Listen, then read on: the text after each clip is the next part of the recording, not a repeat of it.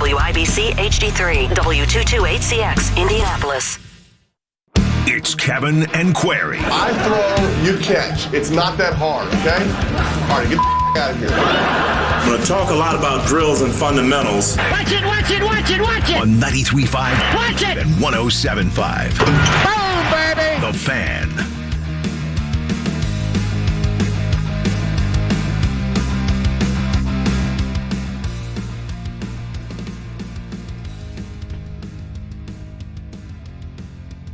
You plugging in over there? Good to go? I don't know what's happening here. There we go. Well, 2 hours of sleep, right? About that, yeah, it was rough. It was rough. Well, but off and running now, Kev. Yep, pray for Mark, pray for myself, pray for our listeners this morning. Good Tuesday morning to you. Looks like a little clear start to our Tuesday. The Colts back to practice at Grand Park. The final week up there in Westfield, practices 14, 15, and 16, and they will close the book on another training camp in Westfield on Thursday and look forward to the preseason finale Saturday night. I'm Kevin Bowe and Jake Query across the way. Mark Dykton, as always, is producing things for us. We'll start to get into a little college football chatter. You know, if you look at next week's schedule, it's great for the state of Indiana. Next Thursday, Purdue and Penn State. Next Friday night, Indiana and Illinois. And next Saturday, Notre Dame and Ohio State. And those are three games where they're jumping right into it, right? Jumping right into it. You know, conference-wise, obviously, the Notre Dame game speaks for itself. Jake, like three really, meaningful games for each of those programs in their own right. So we're going to get into some college football conversation a little bit more here over the next week or so. Pete Sampson from The Athletic, you've heard him before on our show. He covers Notre Dame. He's going to join us at 7:30. And then James Boyd, who's filling the shoes of Stephen Holder. Stephen Holder now at ESPN.com. James Boyd has gone from covering the Pacers for the Indianapolis Star. He is now the cohort of Zach Kiefer and Bob Kravitz at The Athletic. He will join us at 8:30. First off, that would be, I think the Colts beat would be a hard one to just dive right into. You know what I mean? I think especially when he did. I mean, he came in like a week or two into training camp. And we'll ask James this. I think the NBA beat and the NFL beats are two totally different things.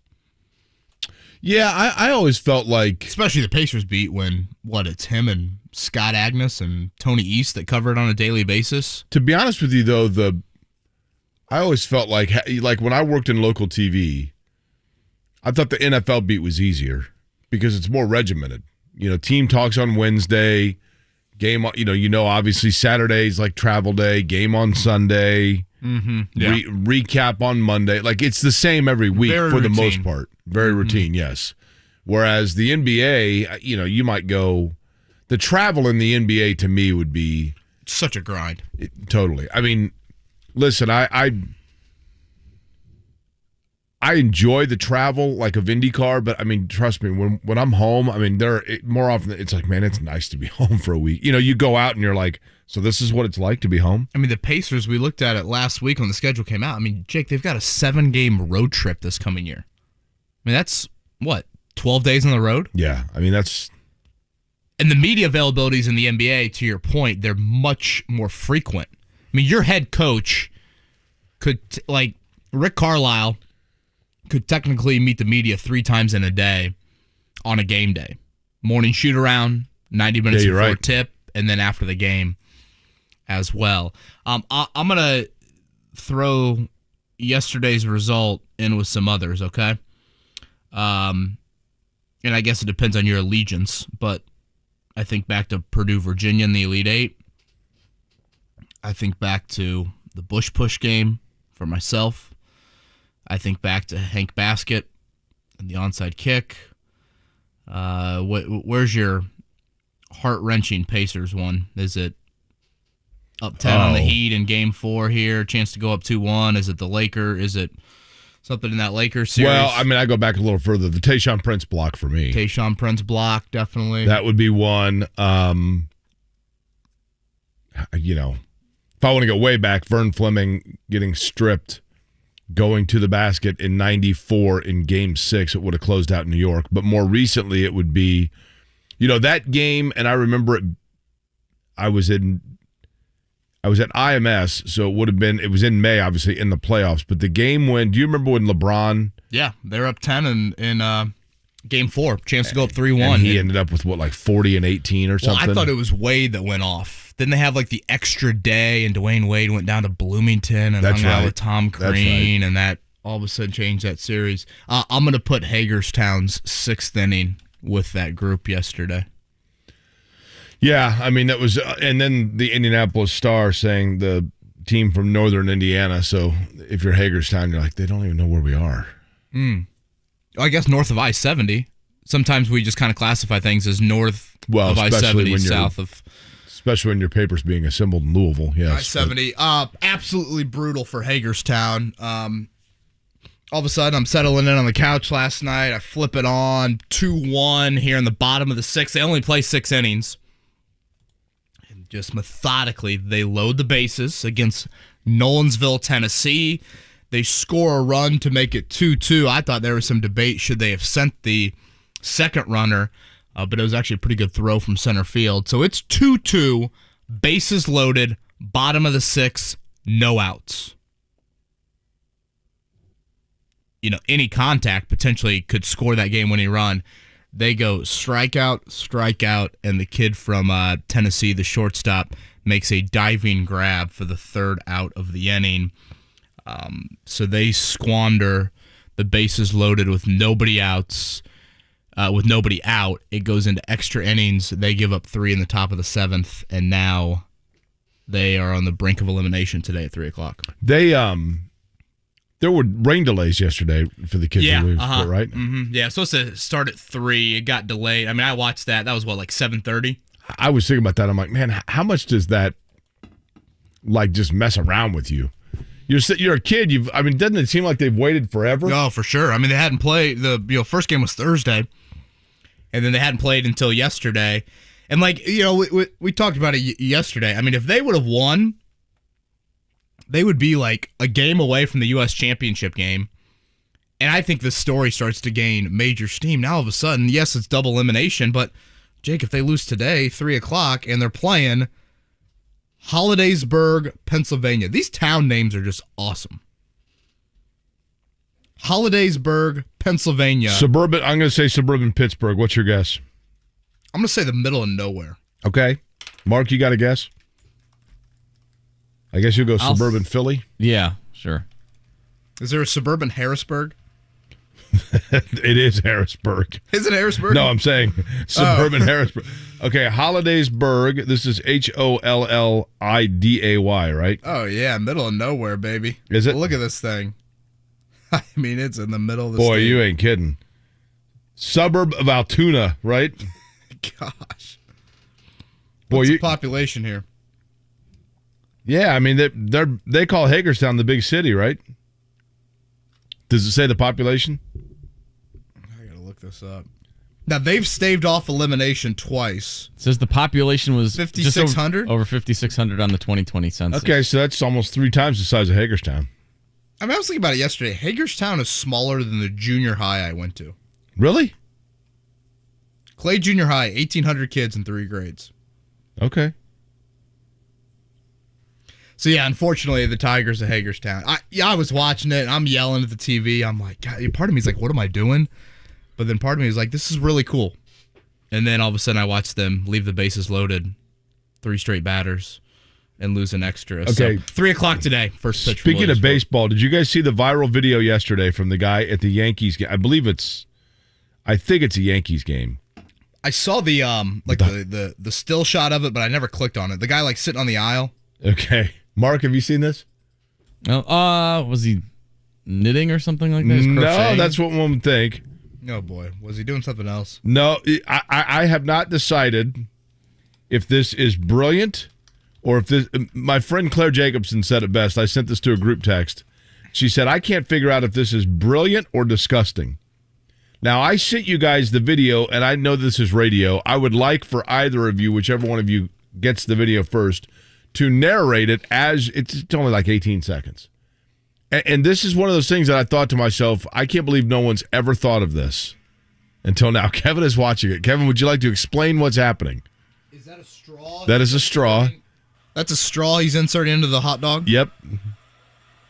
So And now he's dipped the hot dog into the beer, and he's using the hot dog as a straw. That is correct. So he's sucking on the hot dog. Put that man in jail right now. No, hold on. And he's right behind a young child. This is horrifying. But hold on. Banned from Yankee Stadium for life. That was pretty awful. I don't know what was worse, that or what was going on in the Oakland A's game the other day. Did you see that? I'm No, hold on. curious. Can we Hold talk? on. Like, how? Why? Where did that even come from? Well, here's the thing. Who thinks of that? Aside from, and I hate to say it this way, aside from maybe the non-family friendly imagery that is created, the idea of using hot dog as a straw, I'll bet it actually tastes kind of unique, right? Stop. I mean, it's hot dog and a beer. It's two delicious things. But like, what's your mindset? Where you're like, you know what? This beer would be a lot better if I drilled a hole in this hot dog and started sucking on it. So for those that are unfamiliar, he has the hot dog. Engineering with the straw. Right, he has the hot dog, and he pushed the straw all the way through it, almost like it was a catheter. And then that created... Boy, that's really nice that's some great imagery. So that created, obviously, it turned the hot dog into a straw, which he then used it as if it was a straw. I really could have gone without that. Oakland A's, what happened, Mark? Well, let's just say if you... Oh, I'm trying to figure out a radio-friendly way of saying this. Well, we work on the radio. Why would you bring it up without one? Well, because we're talking about hot dogs, and never mind. There's another hot dog. Speaking of that, there's another hot dog I will that was getting transition worked. and just keep the show somewhat on the rails. Oakland Athletics fans, just Google that, and you'll see what happened. Yeah, all those A's fans out there. Joey Chestnut over at Victory Field tonight. Tonight he's going for the record. Popcorn time. What'd he say with us? 29 boxes in 8 minutes? Yeah, something wild. 29 boxes of popcorn. Those are 24-ounce boxes in 8 minutes. That's the goal for Mr. Chestnut tonight. Colts got 2 more roster cuts to make. The deadline to get down to 80 is today at 4 o'clock. Yesterday they cut DJ Montgomery. And did we go with the pronunciation of Kavion Patton? Sure. Is that what we said last week? Cut to 53 1 week from today. Some big news with Michael Andretti and the town of Fishers yesterday, Jake? Really so basically Andretti Autosport, which is Michael Andretti's team, which facilitates, they have teams in a number of different racing series, announced a headquarters in Fishers, $100 million. It was $100 million or $200 million, but 575,000 square feet. There has been speculation, rumor. I mean, not even any of that. It's been, a lot of smoke. Smoke, it seems. Michael Andretti clearly would like to get into Formula One. I shouldn't have said rumor or speculation. Michael Andretti himself has said he'd like to get into Formula One and has applied. But there's a process in which becoming basically an expansion team, if you will, in Formula One. And this certainly adds to the speculation that he is under the impression that deal is going to happen. Because, you're talking about a worldwide level facility. A shop, a race shop. So this is where the cars will be put together and stored and worked on and et cetera, et cetera, et cetera. So calling it a shop almost seems like putting it lightly when you see the size and the money. For sure. 575,000 square foot facility that is across 90 acres. 200 million, as you said, is the investment. It sounds like, based off the map that I'm seeing, it's going to kind of butt up against. It's technically called the Indianapolis Metropolitan Airport, but it's in Fishers, right? Correct. I'm looking kind of just south of 106, west of 69, east of Allisonville, in that area. 500 jobs to the Fishers area by the end of 2025. And like you said, Jake, IndyCar team, obviously. They're in IMSA, correct? Yeah, he's got Formula E, IndyCar, and then basically he funds the entire road to Indy. So, And then theoretically, I mean, not F1 literally, would be, so that would, I mean, they would literally have an F1 team based in Fishers, Indiana. This might be a dumb question. Are there any F1 teams, I don't believe so, based in the United States? No, he would be the U.S. team based in. That'd be a big, big deal. Yeah, it would be huge. Tons of international eyes on the Fishers area. Nathan Brown from the Star pointed out yesterday, like Ray Hall Letterman Racing, I think the Aero team, they have built or scheduled to build similar facilities, or I should say, not necessarily similar, but they are building their own facilities in the Indianapolis area. And the Andretti compound, I think you can call it, 6 times the size and 10 times the money of those other teams. Now, again, the plan is to welcome F1 there. So that is, part of the master plan. For By the way, Andretti I should headquarters. clarify. There are teams that have had like partners, like Haas F1. You know what I mean? They have offices, branches in North Carolina and England, whatever else. But in terms of a team being boom, Yeah, set, this is the headquarters. correct, headquartered, etc.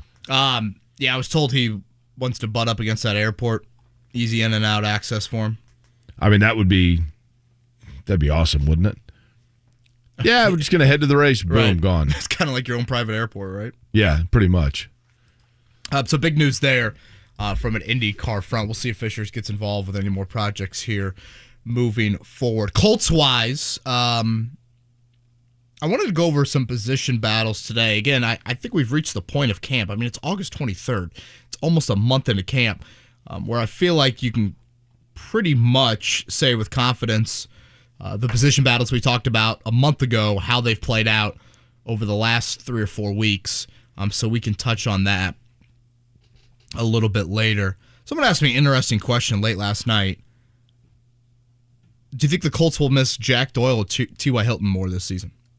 Jack Doyle. Well, it's hard to say because I think that Kevin, with T.Y. Hilton, I think that we envisioned the T.Y. Hilton of prime. And there were glimpses of it, but I don't know that he was necessarily like everyday level guy. Jack Doyle, lunch pail guy, and Chris Ballard talked about it when we had him on.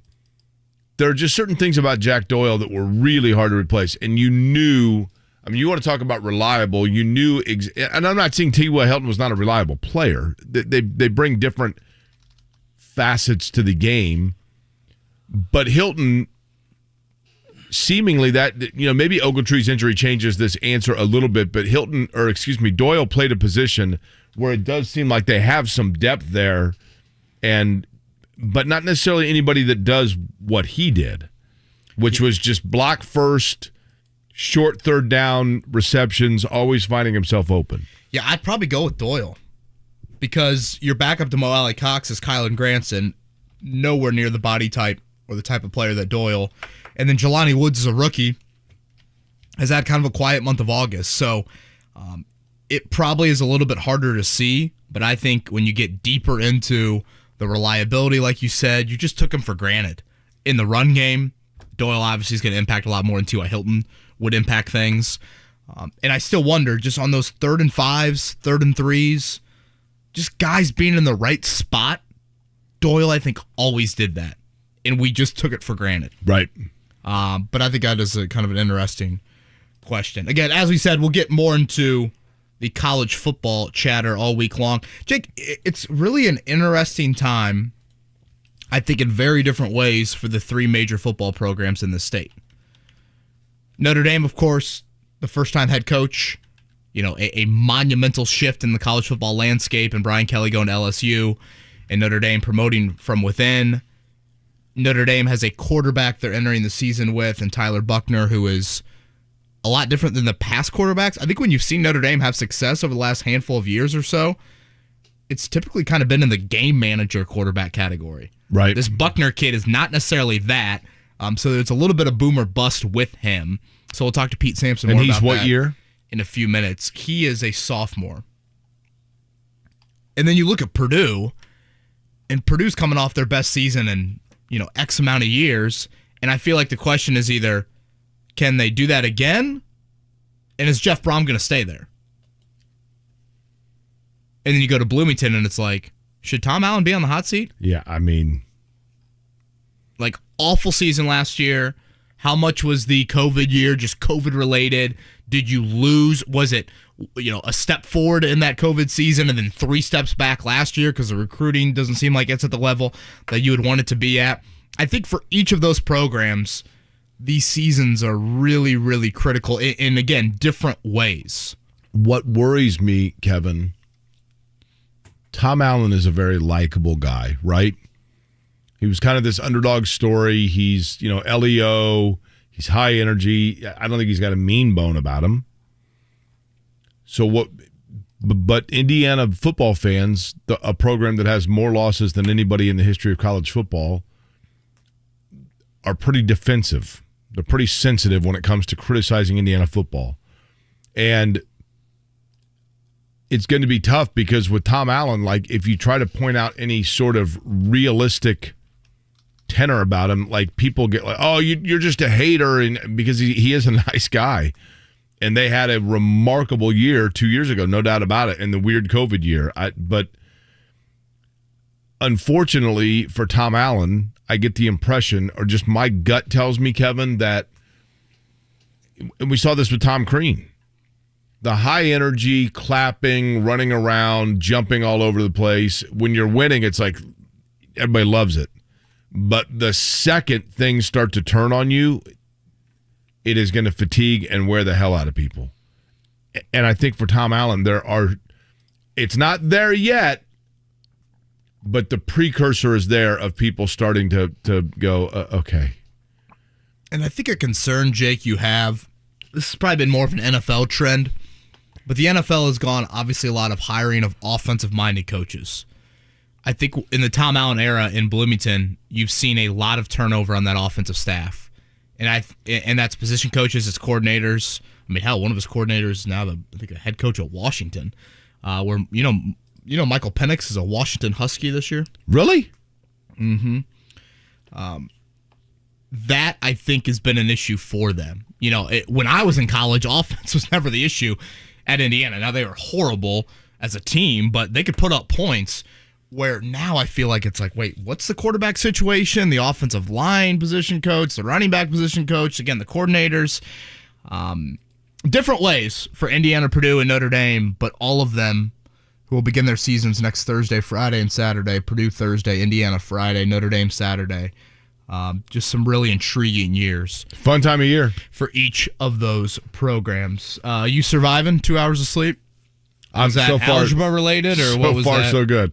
I was up all night worried about the variable on the left side of the equation or the right side of the equation. That's right. I was up all night thinking about that.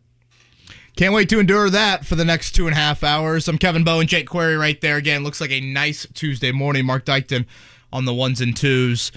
You're listening to Kevin and Query right here on 93.5, 107.5, The Fan. Put on your helmet.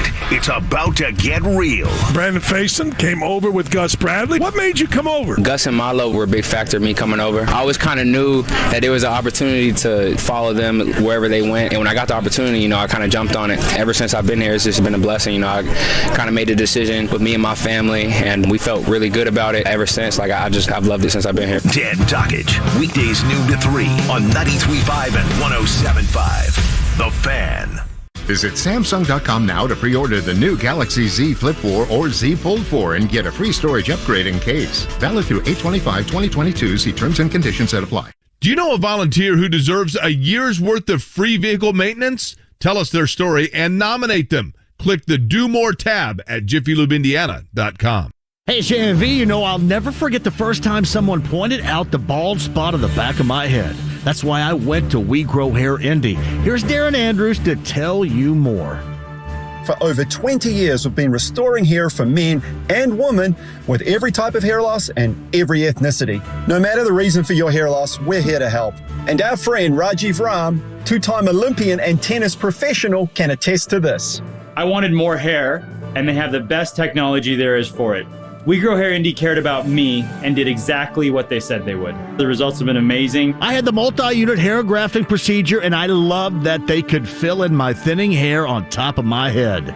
People tell me all the time how great my hair looks, and yours can too. Call now for a free evaluation and grow your hair back. Call 888-724-5129, 888-724-5129, or WeGrowHairIndy.com, the gold standard in hair restoration. Hi, I'm Ryan Kelly. Mortgage rates are down and home equity is up. If you've been thinking about a refinance, now's the perfect time. Our average client received over $54,000 with a simple cash-out refinance. And I can structure that loan where you can miss a few months of mortgage payments. Now that should put you on the path to financial freedom. How much can you save? Let's find out today. Start online at thehomeloanexpert.com, home with a 10-day closing guarantee. The Home Loan Expert LLC, NMLS number 1326241. Discover Downtown Indy with Indiana Sports Corp's annual Indy Ultimate, Saturday, September 10th, starting and finishing at Monument Circle. Experience the best of downtown's venues and landmarks with this 5-mile run-walk. This year's brand new route includes Carroll Stadium, the state capitol, and favorites like Lucas Oil Stadium and Victory Field. The Jim Irsay collection will be up in Lucas Oil Stadium with items used by some of the greatest artists in music history. Run with a friend or bring a group. Participants get an Adidas shirt, medal, and Indy 11 voucher to a future match. Register now at IndyUltimate.com. College football is back. Jake Query here. It's time to enjoy the tradition, the fun, and the great offers from DraftKings Sportsbook. To celebrate the best time of the year, new customers can bet just $5 on any team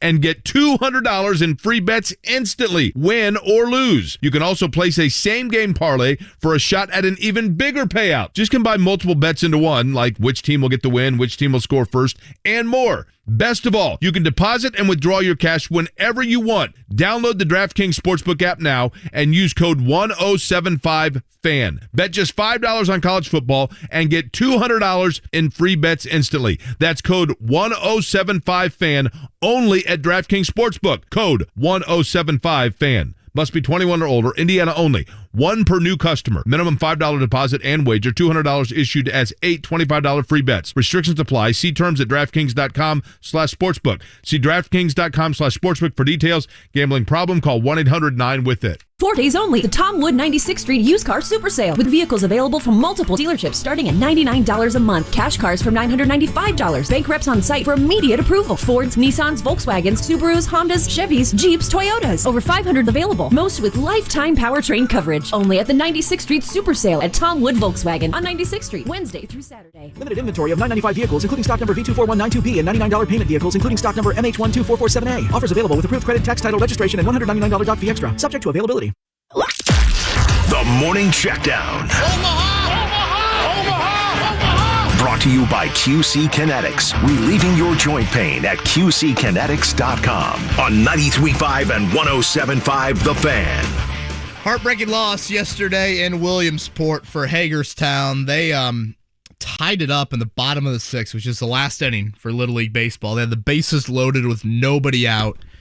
Back-to-back strikeouts, and then a great play by the Tennessee shortstop to end the inning there. They lose in extras 5-2, and now they've got Hollidaysburg, Pennsylvania at 3 o'clock today, and the loser of that, unfortunately, their Little League World Series is over. That's Mid-Atlantic, right?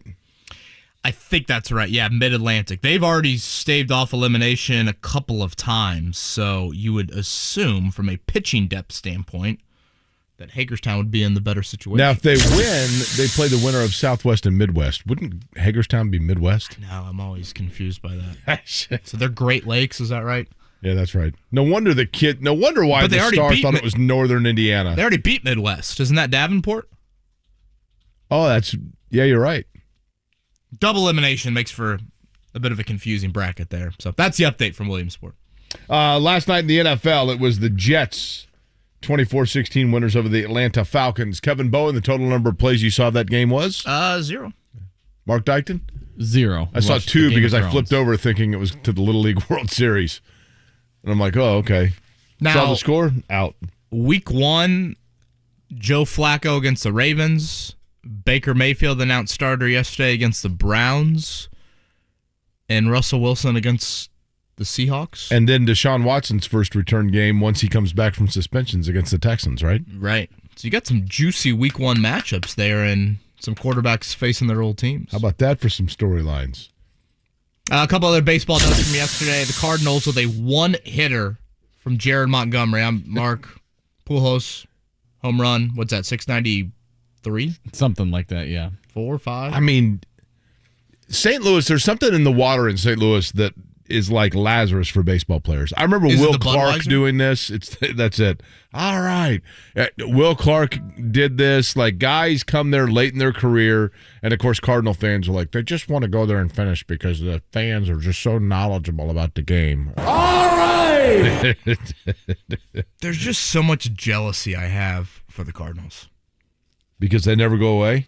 Oh, they're just, I mean, last week it was a complete game shutout by, no runs allowed by Adam Wainwright, and Pujols hit a home run. I mean, this is what they do, right? This is what they do. Like, this time of year, the Cardinals are literally like, they're like a cockroach. You cannot get rid of them. It's unbelievable. Kudos to them, I guess, right?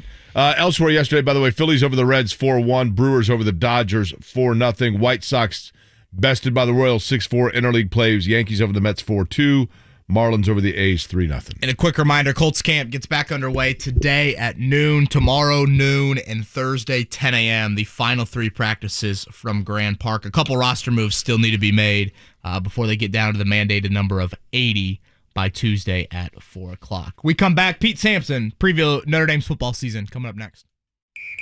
Braves, Cardinals, Sunday Night Baseball. The coverage begins at 6 on 93.5 and 107.5 The Fan. 4 days only. The Tom Wood 96th Street used car super sale with vehicles available from multiple dealerships starting at $99 a month. Cash cars from $995. Bank reps on site for immediate approval. Fords, Nissans, Volkswagens, Subarus, Hondas, Chevys, Jeeps, Toyotas. Over 500 available. Most with lifetime powertrain coverage. Only at the 96th Street super sale at Tom Wood Volkswagen on 96th Street, Wednesday through Saturday. Limited inventory of 995 vehicles, including stock number V24192B and $99 payment vehicles, including stock number MH12447A. Offers available with approved credit, tax, title, registration, and $199 doc fee extra. Subject to availability. Here's what's happening with the Fan. Things are heating up at Colts camp, and we'll be live from Grand Park Tuesday through Thursday this week, giving you up-to-the-minute reports, stories, and interviews. For more information about when you can hear all your favorite shows, head to 1075thefan.com. And remember to follow The Fan on social media. The Fan is on Twitter, Facebook, Instagram, and YouTube. Like and follow The Fan for updates and contest opportunities on all things sports.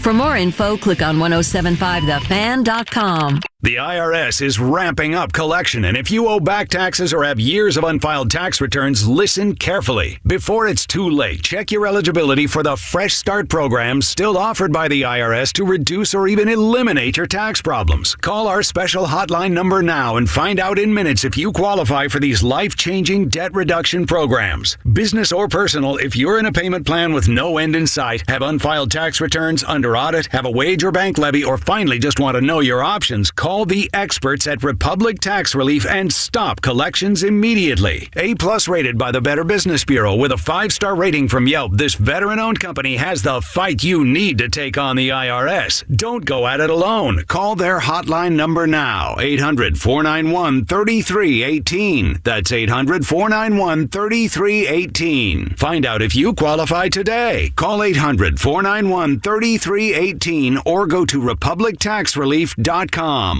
It's a fact. Only 0.0001% of people will ever step up to the plate as a pro baseball player. For the rest of us, there's BetRivers.com Sportsbook app. Featuring same-game parlays, you can combine different bets all from the same game. Totals? Bet 'em. Spreads? Bet 'em. Player props? It's a home run. Download the BetRivers.com Sportsbook app today. It's a whole new game. Must be 21. Must be located in Indiana. Gambling problem? Call 1-800-9-WITH-IT. 1-800-994-8448.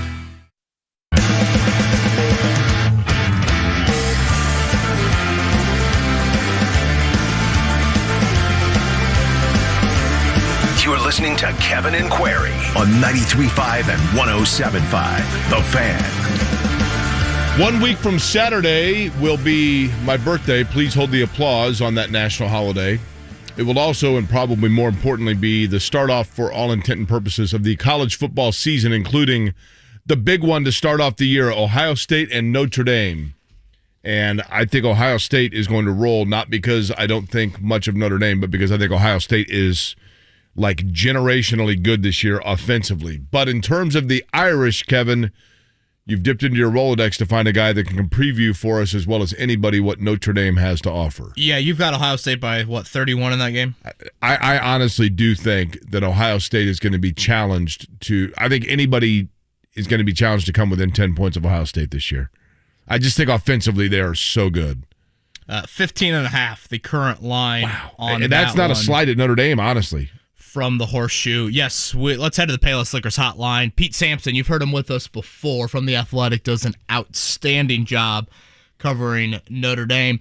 Pete, I am an unapologetic, diehard Notre Dame fan. I actually like Notre Dame basketball more than football. I know that there aren't many of us out there.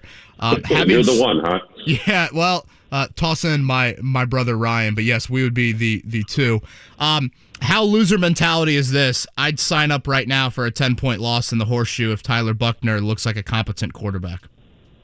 I hear what you're saying, and I understand what you're saying. I'll put it that way. Like, I think that if Notre Dame could come out of this game and it looked like their trip to Georgia in 2019, but you're seeing some flashes of Buchner being like a dude, I think Notre Dame would sort of take that as like, all right, let's build on this the rest of the season. Because if that happens, if Notre Dame is in a one-score game in the fourth quarter at Ohio State and their new quarterback looks good, that really sets up nicely for the next 11 games. Because I agree that Ohio State offensively, Stroud, Henderson, Jackson Smith and Jigba, Marvin Harrison, you are not going to find a better four-way pairing in college football at the offensive skill positions. Pete, I was saying this earlier to my co-host Jake that Tyler Buchner at quarterback is a lot different than I feel like what we've gotten used to with Notre Dame quarterbacks. Whether you go back to Tommy Rees, and I know Everett Golson and Brandon Wimbush and some of those guys were in there as well. But when Notre Dame has had success, Jack Cohn and Ian Book, and to be fair, Book made a ton of plays with his legs, but it seems like Tyler Buchner, while very raw, he does have traits that Notre Dame really hasn't gone with at quarterback in quite some time.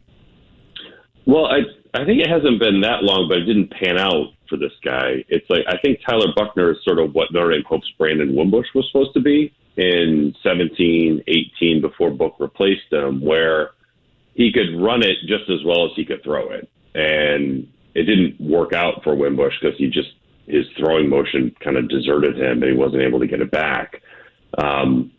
If Buchner can do both, he will be the first guy that's been a true run pass option on every snap in a long, long time. So that's the ideal, right? Like they want somebody who can do everything, and I think Buchner can do that. He just has almost zero experience in terms of a starter going into Columbus, Ohio. Whenever you have a change, Pete, in any business, whenever the new guy leaves and a new boss comes in, it's always interesting to see there are two approaches. One is to just maintain the course of what has been laid down in terms of a foundation and you just continue that same path. The other is all of a sudden that guy you can tell says, I didn't want to say anything when the boss was here, but here are things I'd do differently. Where are we in terms of Marcus Freeman taking over for Brian Kelly? Have there been wrinkles that you have seen that are indeed a different philosophy than what you had previously? For sure, there's differences. I think the way Marcus Freeman is approachable from players, from alumni, just from people around Notre Dame is completely different. I think Brian Kelly was very siloed off. He was always described as a CEO, as a compliment. You're not going up and giving the CEO a hug. I don't know what it is like in your business, but you're probably not doing that. No. HR would get a quick call. Marcus Freeman wants to physically connect with you. I mean, it's something as simple as stretching before practice. He's going up and down the lines, hugging, backslapping, high five, grabbing guys by the helmet, is making physical contact with each of them, whereas Brian Kelly is 30 yards away, arms crossed with a notepad, sort of just observing everything at a high level. So, what that means on Saturday, I have no idea. Brian Kelly was an awesome head coach who won 54 games the last 5 years. But in terms of the players feeling like this is a coach who I know, who has a personal connection and a personal investment in me, that is a big, big difference from where they were with Brian Kelly to Marcus Freeman. He's Pete Sampson from The Athletic, covers Notre Dame over there. Again, their season opener at the Horseshoe a week from Saturday. Pete, from a recruiting standpoint, I know Notre Dame lost one of their bigger recruits, probably their biggest actually, last week. But could you share with some of our listeners that probably don't follow it as closely as you do, just where the recruiting has been under Marcus Freeman, comparing it to the Brian Kelly era? Yeah, they lost Keon Keeley, a defensive end from Tampa, a 5-star, who would have been their their 5th highest rated prospect in the last 20 years. So that's like removing Jalen Smith from your recruiting class. That hurts a lot. But in terms of recruiting overall, Freeman works his butt off at it in a way that Kelly was, again, he would sort of let his assistants do the grunt work and he would come in late. Marcus Freeman is the grunt work. And I think you're sort of seeing the dividends at receiver where they've struggled to recruit. They have 3 4-star guys committed who are all top 200 prospects. The offensive line, tight end recruiting is what it is for Notre Dame. They can sort of pick and choose. They've definitely struggled at quarterback this cycle, but a year from now they already have C.J. Carr, who's Lloyd Carr's grandson, is a 5-star prospect from Michigan committed. So I think that Freeman is going to go through some bumps of maybe chasing some guys that don't fit at Notre Dame, but the skill that he has and the energy he has to chase guys is different than Brian Kelly. And I think you're sort of seeing, so even without Keon Keeley, this class is basically identical in the 24/7 sports rankings to Brian Kelly's best class in 20 years. So to do that in your first class when you're 0-1 as a head coach, I think is pretty impressive. You brought up wide receiver, the issues there from a recruiting standpoint. Is that the biggest non-quarterback question mark for this football team in 2022? Yeah, I think by far, you could point to safety or you could point to corner, but I think Notre Dame is actually kind of quietly confident in those positions. At receiver, they're openly like, okay, what are we going to do here? It's not like they don't have 2 good guys at the top. Lorenzo Styles, I think, has a chance to be outstanding college player. Braden Lindsey has a chance to be good as a 5th-year senior, but they're just short of numbers. I mean, you go out to practice and you're seeing them practice with 4 or 5 scholarship receivers some days. They lack sort of the high-end talent at the top, but they also sort of lack just quality numbers to make practices go, to the ability to roll guys in and out of the lineup. So that's a big question. Like they're not going to beat you outside the numbers this fall. It's going to have to be tight end and running back and quarterback run driven to make the offense go. Pete, by the way, let me run you down or run down for you something I heard, and you tell me if it jives at all. I mean, you're far more plugged in, as this being your beat with Notre Dame. But I talked to somebody, I don't know, a month ago or so about like when the whole Big Ten carousel was hot, right? And USC and UCLA came in, and what I was told was the Big Ten originally went after USC because they wanted football. Obviously, LA helps. And they said basically to USC, like, you got to come in with somebody else, and UCLA was that school that was selected. And that while everybody focused on Oregon and Washington, that Stanford would be the next Pac-12 school to come. However, they were waiting until Notre Dame would come as well, and that Notre Dame would be that the Big Ten basically said, we'll sit and wait. We'll wait for Notre Dame. That's fine. And they were okay with that. And that those 2 would be the last to come in, but it would not be until probably 24. Any at all consistency with anything you've heard? A little bit. I don't think there was anything maybe that definitive, but there is no doubt. I think the Big Ten is playing kind of a long game here with Notre Dame.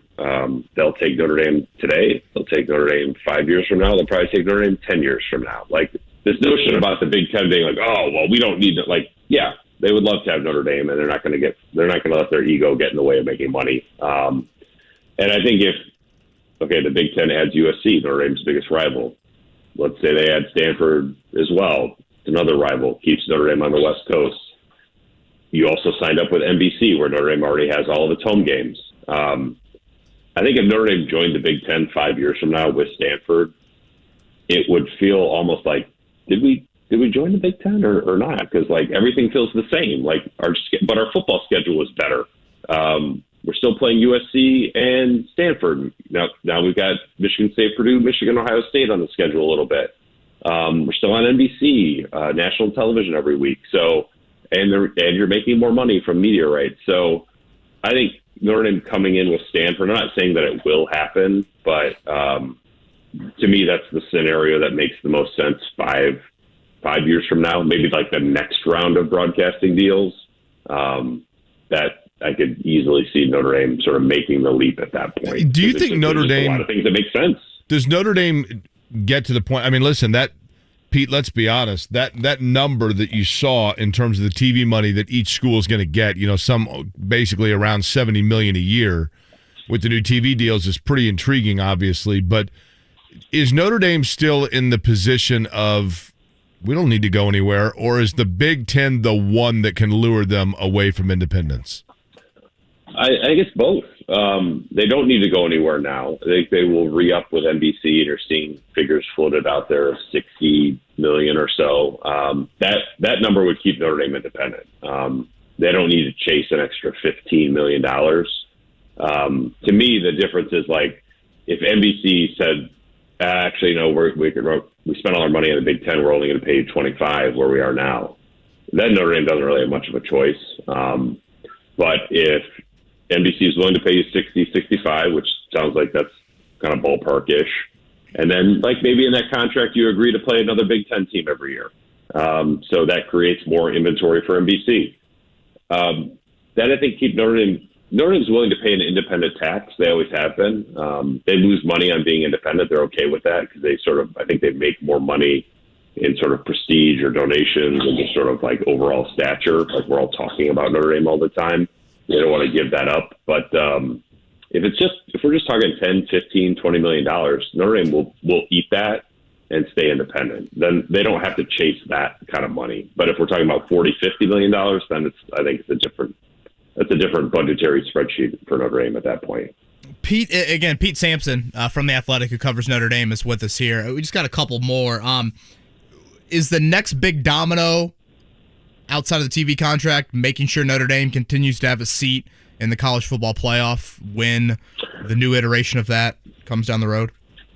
Yeah, but I think it's like I guess we should never assume stuff in college athletics these days, but like the college football playoff is going to expand, and I don't think it's going to expand, but they'll also at the same time contract for Notre Dame. You're not going to end up with 10 automatic bids because they're conference champions of like the Sun Belt or the MAC. Notre Dame making the playoff is good for the playoff. It's certainly good for Notre Dame, and it's sort of like what I said, the independent tax. Notre Dame was willing to pay a playoff independence tax by not getting a bye in the 12-team format that their AD helped write. So unless the playoff freezes Notre Dame out, which I don't think they're going to do, then they'll be fine with that too. That's not going to be one of those panic buttons Notre Dame has to push to join a conference because they suddenly can't get into the playoff.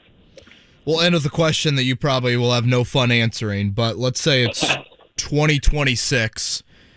I hand you a pie. There's 3 pieces to the pie. One of the pieces says Notre Dame's independent. One says they're in the Big Ten. One says they're joining or they have joined the SEC. Where would you put the percentage of those 3 choices? Well, there wouldn't be a piece that said SEC on it at all. So maybe we'll go with like 1% on that one. And then I would say independent, 60%, Big Ten, 39%. I think it's Big Ten is realistic. It's not this sort of like message board pipe dream that I think has been pretty much for Big Ten fans over the last 20 years. It's something that Notre Dame is at least gaming out internally to be like, all right, does this make sense? Like, should we do this? But their first choice is independence. It's always going to be their first choice. It's just a matter of whether they can afford it financially and whether they can afford it access-wise with the college football playoff. He is Pete Sampson. He has not had much of an offseason here in 2022, which is probably par for the course on the Notre Dame beat, but especially this year. Pete, outstanding job covering Notre Dame through all the avenues and hurdles this offseason, and look forward to the in-season coverage as well. All right, thanks for having me. Anytime, guys. That's Pete Sampson right there on the Payless Liquors hotline. Certainly interesting stuff, man. I mean, Notre Dame is... Look, I did not grow up a Notre Dame fan at all, but that's the thing about them, right? I mean, part of the allure of Notre Dame is there is no in-between with them. I remember... And from a branding standpoint, nobody's bigger. I think it was last year they were on Peacock, Jake, and they struggled big time with Toledo in that game. I remember that. Do you remember that? Oh, yeah. And the Peacock subscriber numbers in the second half of that game skyrocketed. To your point, the people that hate Notre Dame... Correct, wanted to see them lose, right? Downloaded Peacock. Subscribe to Peacock. That game, I remember in that game... And Tyler Buckner came in relief of Jack Cohn and really won him that game. In that game, I remember saying, if you recall, Toledo scored with like a minute to go, and then Notre Dame came down the field, and did they go into overtime or did they win it on the last play of the game? No, I think Buckner kind of led them on like a methodical drive late to take the lead, and then the defense got the final stop. I remember saying, and I can't remember what Toledo's touchdown put them, if it put them ahead by... I can't recall. I just remember thinking, if I'm Toledo here, I take a knee at the 1 yard line and run the clock down as much as possible before I score. And people are like, that's the dumbest thing I've ever heard. You got to take the points when you get them. If I'm not mistaken, the kid from Toledo had a breakaway, right? Is that what it was? It was like a long run with like 90 seconds to go. Yeah, and I remember and maybe it was like a 2-point game, so a field goal would have won it. Yeah, mm-hmm. I think that's what it was. And I'm right. I'd have gone down to the 1 and just laid there. Yeah, I was yelling, score, score. Right. Mm-hmm.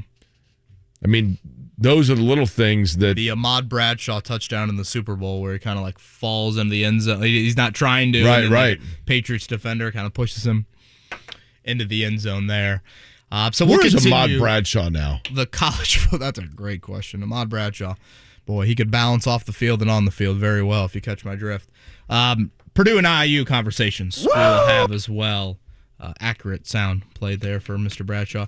We'll continue those conversations as we get closer to college football. Yes, Andrew points out Jack Cohn, dislocated finger. That is correct. He came back in for that final drive. Buckner was in earlier, and then it always seems like Notre Dame is relying on two quarterbacks. So when you dislocate your finger, does that mean where your knuckle is, it gets separated?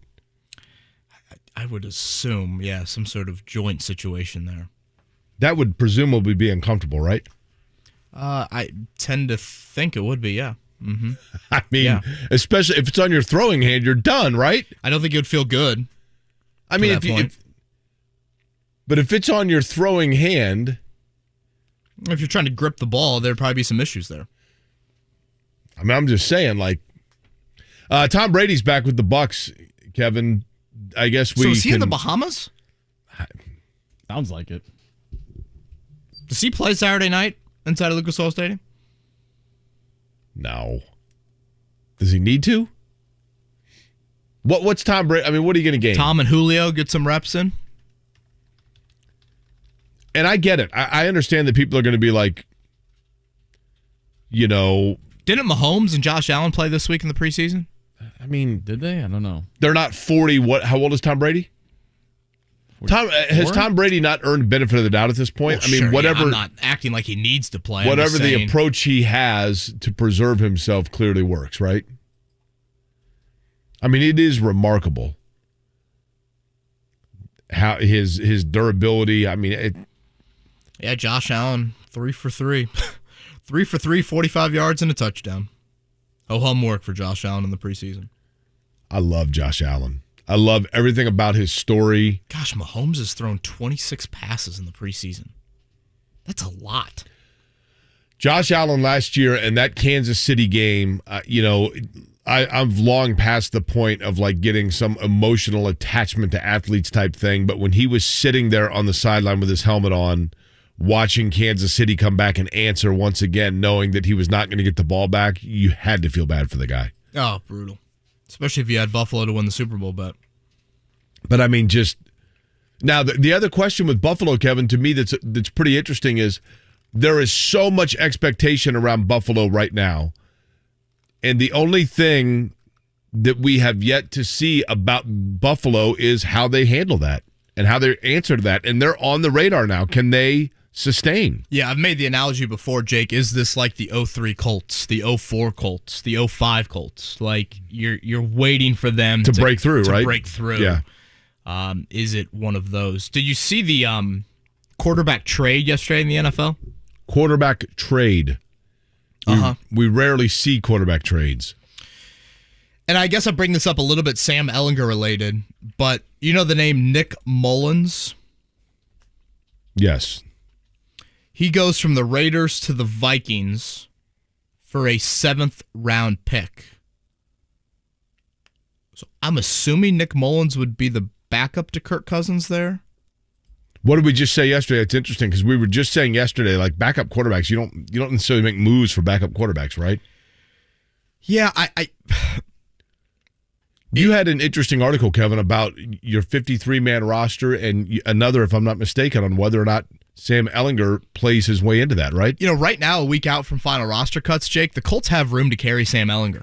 They're in a really good health situation. They're not going to, right now, they will not need to carry many injured guys on their 53-man roster.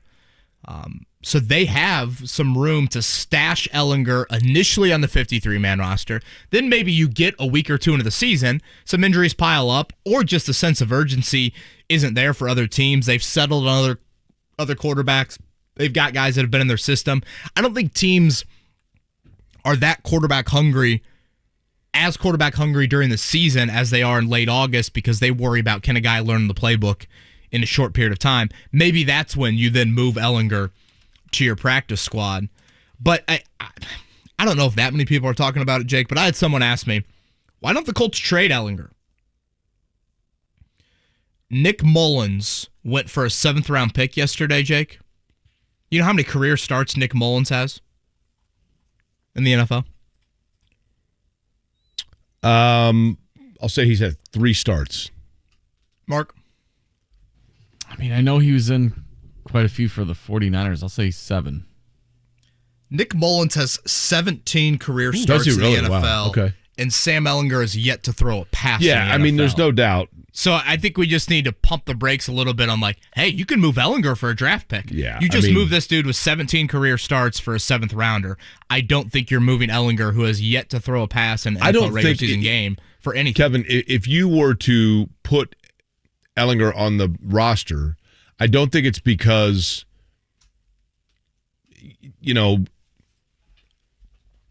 it's not because a bunch of teams are coveting him as much as it is just you've put enough resource into helping him to develop that you'd hate to just lose him for absolutely nothing. And it's almost you're kind of rewarding the guy for what he's done. Fair, yes. Good point. Good way of saying it. And because he's done everything that's been asked, right? Right. And I know Jim Irsay and Chris Ballard think very highly of him. And again, right now, I think you have room.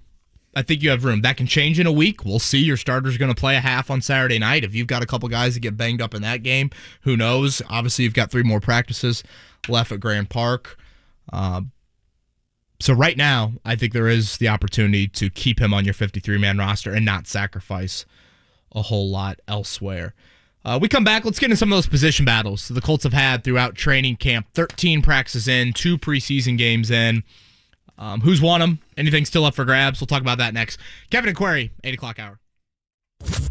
Before they break the streak of 8 consecutive opening day losses, the Colts need to practice. But we talking about practice, man. What are we talking about? Practice? Yeah, practice. Recap practice. Follow the Colts' progress through camp with daily in-depth updates from Kevin Bowen. It's been pretty uneventful. At 1075thefan.com. Making sure we have enough depth. Your home for complete Colts coverage. Who are we as a team? Is 93.5 and 107.5. The Fan. LP SmartSide engineered wood trim and siding is lightweight, allowing you to carry up to 5 boards at one time. Side with LP SmartSide trim and siding. Visit lpcorp.com/pro to learn more.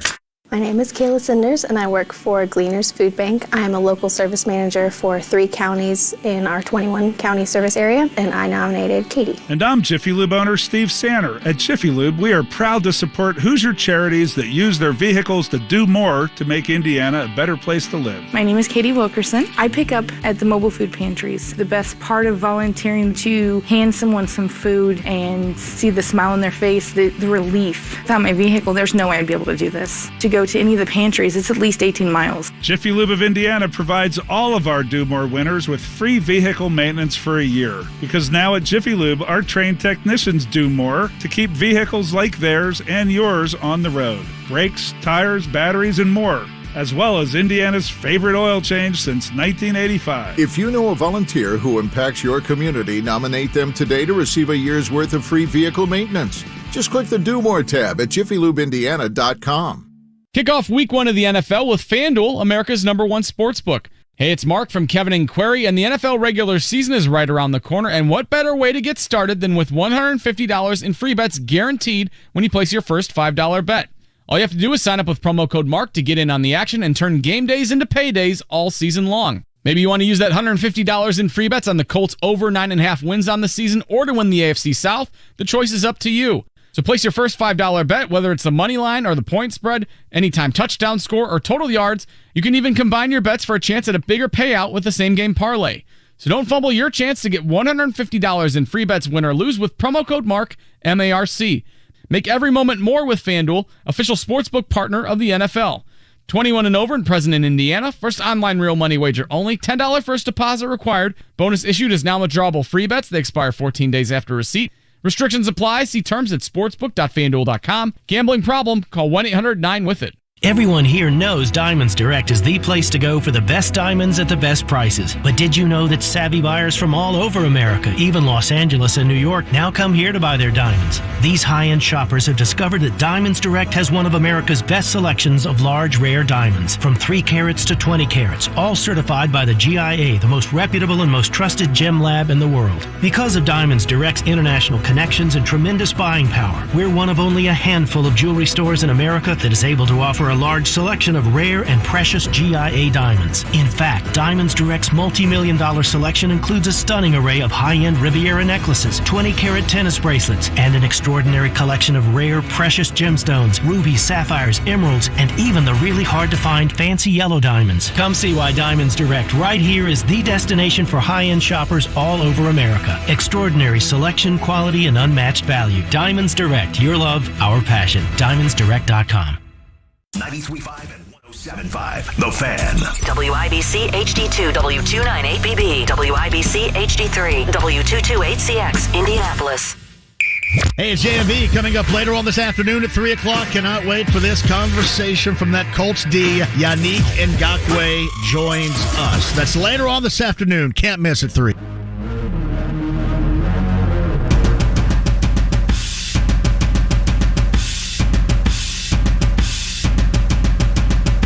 You're listening to Kevin and Query on 93.5 and 107.5. The Fan.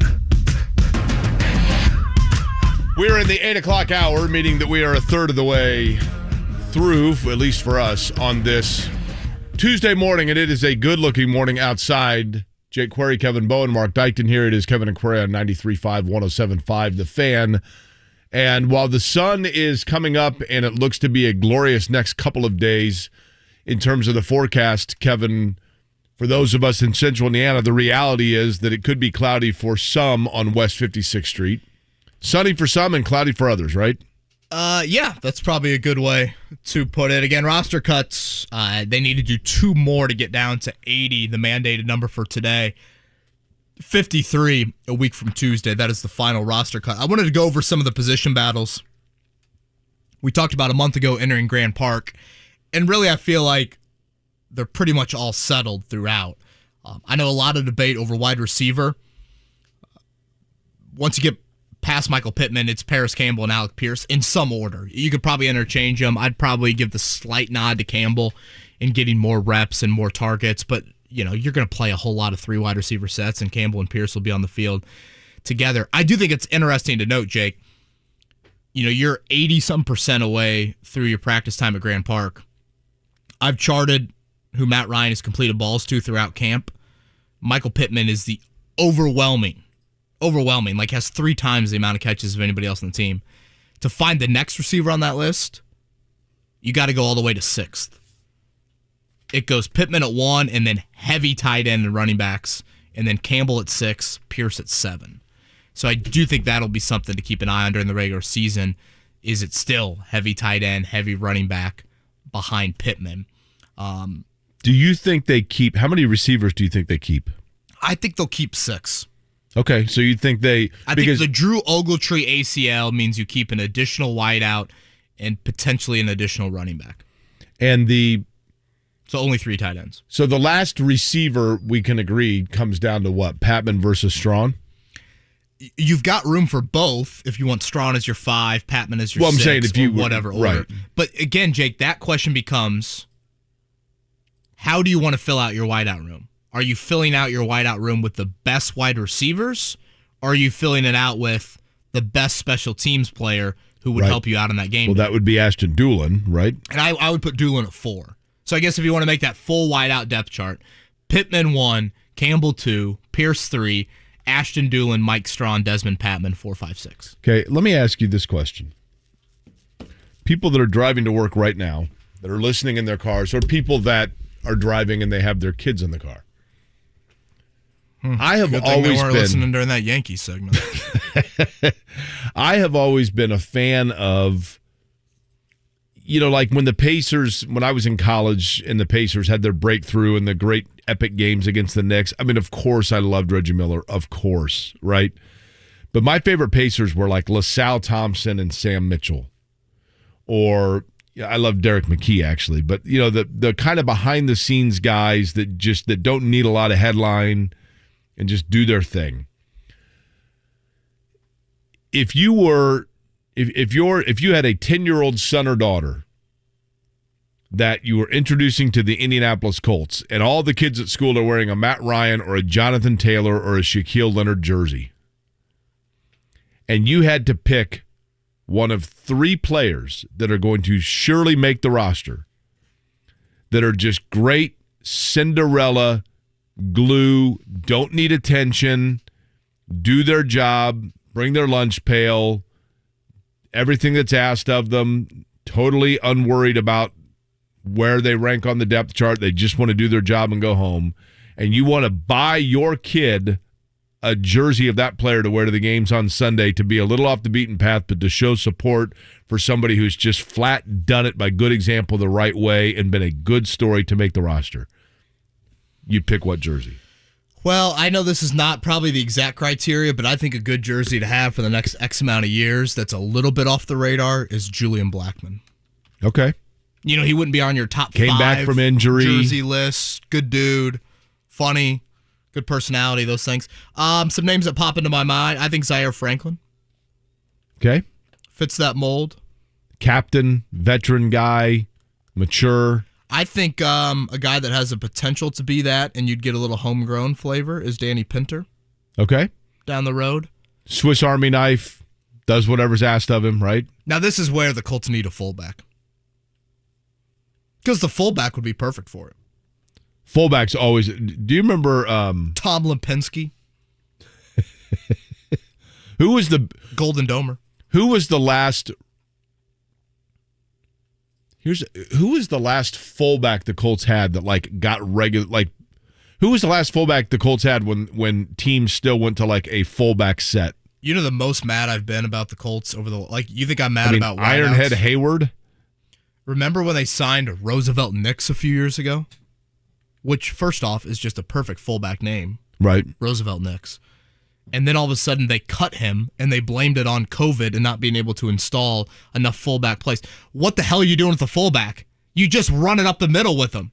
Right. There's no intricacies. There's nothing, oh yeah, the fullback's going to motion out and then he's going to split out wide and, he's going to run this option route. It's a fullback. Who is the last Colts fullback? Huh. I felt like the Grigson era did a lot of Dwayne Allen's going to be the fullback. Or do you remember the linebacker Mario Harvey? I'm going to look up Colts. People are probably like yelling at the radio. There's probably some blatant answer, right? Oh my gosh, I forgot about this one. Early Grigson era. Stanley Havili.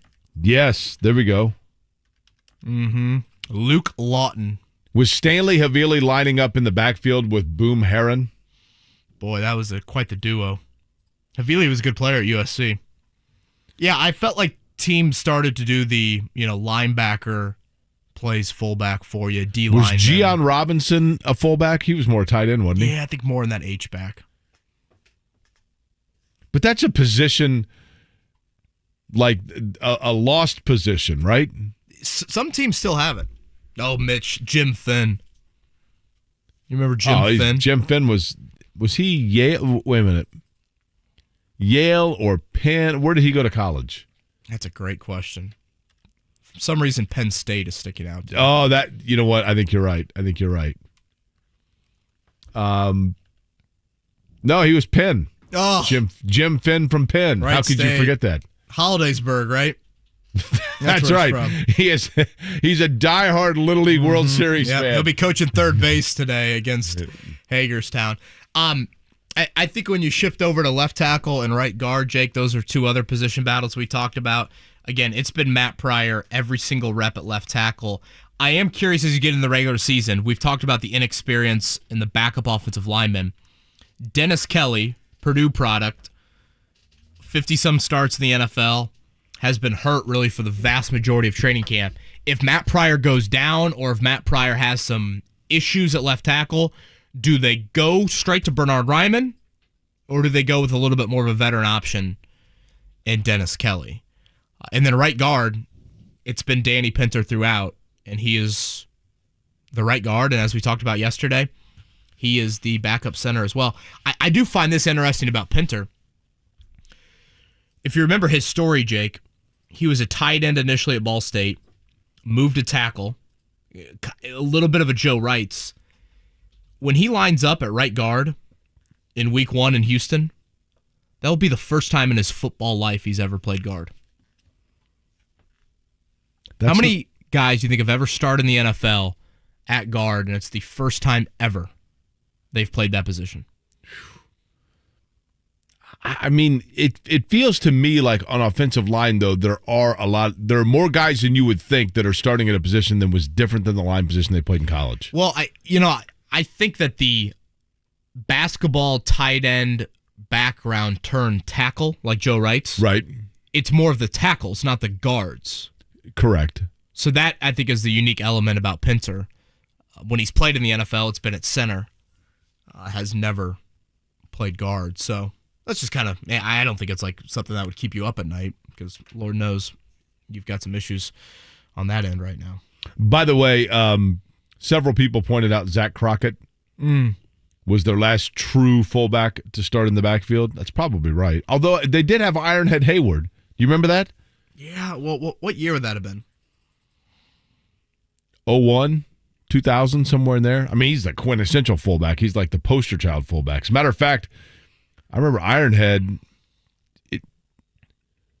Didn't Ironhead Hayward, did he pass maybe? I remember after a Colts game, Ironhead Hayward getting rushed to Methodist Hospital. Really? And that might have been the precursor to what turned out to be a long illness for him. I don't know why. I mean, I'm probably literally the only person that remembers any of this, I realize. Ironhead Hayward, let's guess height and weight for him. 6 foot, 245. 5'11", 265. Wow. There should be a rule with fullbacks. You can't be over 6 feet and you must weigh over 250 pounds. And every team should have to carry a fullback. Okay. It's James Mungro up to. Could he come back and do that? Oh, see, he was a little bit more of a running back. Ironhead Hayward, Jake, over 1,000 yards with the Falcons one year? Yeah, he was a really good player. And I'm telling you, so he was a really good player. And he came to the Colts at the end of his career. And I in 98, so it was earlier than I thought. But I'm telling you, I distinctly remember after a game, Ironhead Hayward was taken to Methodist Hospital with like headaches. And I think that might have been the last game that he played. And, okay, here we go. In November of 98, he reported blurred vision in his right eye when he was diagnosed with malignant bone cancer. And I'm telling you, I know I'm not hallucinating this. He was playing for the Colts, and it was after a game he was complaining of like massive headaches, and they took him to Methodist Hospital. And like the team like did like a chant for him, a game ball type thing after a game, and it was like midway through the season. It was not late in the season, and I think that's where he was first diagnosed. I guess I'm just now finding this out, but I didn't realize he is the father of Cam Hayward for the Correct. Steelers. Cam Hayward is a great player. Yeah, he's the one that pushed Nelson back into Jacoby Brissett, and Brissett injured the knee. How about Roosevelt Potts? Can we get some love for Rosie Roosevelt Potts baby. since we're talking about big time? Another great running fullback backs? name. That Someone is a texted great me, fullback name. Chris Gronkowski. Yes, the Colts did have Gronk's brother. Really? For a cup of coffee. I think that was Grigson era. We didn't even discuss yesterday the Gronk broadcast. Did you? Now, Mark, that's your wheelhouse, right? About the broadcast? Well, wasn't it a UFC broadcast that they were on? I don't know. I'm not a huge UFC guy. I thought you were. No. He you like the actual fake wrestling stuff? That's not fake. Excuse It's me? all real. No, the pro wrestling now, it's as real as any TV show or movie you normally watch. I was wondering this. Let me give you 3 TV shows, and you tell me which one you think is most likely to be 100% fake. Are you ready? Yeah. Game of Thrones. I don't know if that's too real. We'll go with Jerry Springer. Yeah. I don't think that's still on. I used to watch it so much. Cheaters. I don't think that's on either. And Catfish. Oh, I watched the Te'o documentary last night. Did you watch both segments? Mm-hmm. Your thoughts? I'd love to kick Renaya where it hurts. Okay. Did you feel more sympathy for Manti afterwards? Yeah. And I like to think I had that at the time. I mean, let me ask you this. Was that before your Lene Kakua comment at the golf outing you talked about yesterday? Like I said, one of my more immature moments of my life. I agree wholeheartedly with you, Jake, about, and I said this to Maddie afterwards, it's pretty amazing that in our country, now granted, Manti grew up on the Hawaiian Islands, that you could have someone that lives a life where some might call it, how can you be just so like delusional to not realizing what's going on in that situation? But yet he was ingrained in such an area of you believe in people, you trust people, people are loyal to you, you're loyal to them. He didn't think anything of it. Like, he didn't think for one moment that there was something like weird about it. And when all of a sudden her brother and the niece show up to the USC game and give him a hug afterwards, like, is that not the biggest red flag in the world? Like, there's so many red flags to me, but yet here's a guy that had so many terrific qualities as a human being, and yet that got him down this rabbit hole to where... When you watched it with Manti Te'o, do you more find, I'm going to use the word explanation, do you find that what happened to Manti Te'o to be explained more so by the layout of the elaborate scheme of things, or his naivete of being a superstar who, because of the nature in which he had grown up, he was 20 going on 14? Yeah, I don't know about the 20 going on 14. I'd say more of the elaborate nature of it all. Because I do think he had I think you can have a maturation that Manti Te'o had, but just not be exposed to the same sorts of things that Jake Query or Kevin Bowen or Mark Dyson were exposed to. And not to act like we are exposed to like tons and tons of things, but he lived on the Hawaiian Islands and in South Bend, Indiana. What is the name of the person who was catfishing him? Renaya Tuiasosopo. Okay. So Renaya Tuiasosopo, I thought personally, and I'm only halfway through the documentary about Manti Te'o. And for those that are unfamiliar with that, I think most people know the story. Manti Te'o, the online girlfriend that was actually a hoax being perpetuated by, and Tuiasosopo lived in Hawaii or California. Was it Hawaii? Knew Manti Te'o, right? Yeah, for some reason I think California. I could be wrong. Okay, but either way. Distantly knew him. What I think is lost in the documentary, and maybe it gets into it and I haven't gotten to that point yet, is I think people watch the documentary to see whether or not Manti Te'o is a sympathetic figure.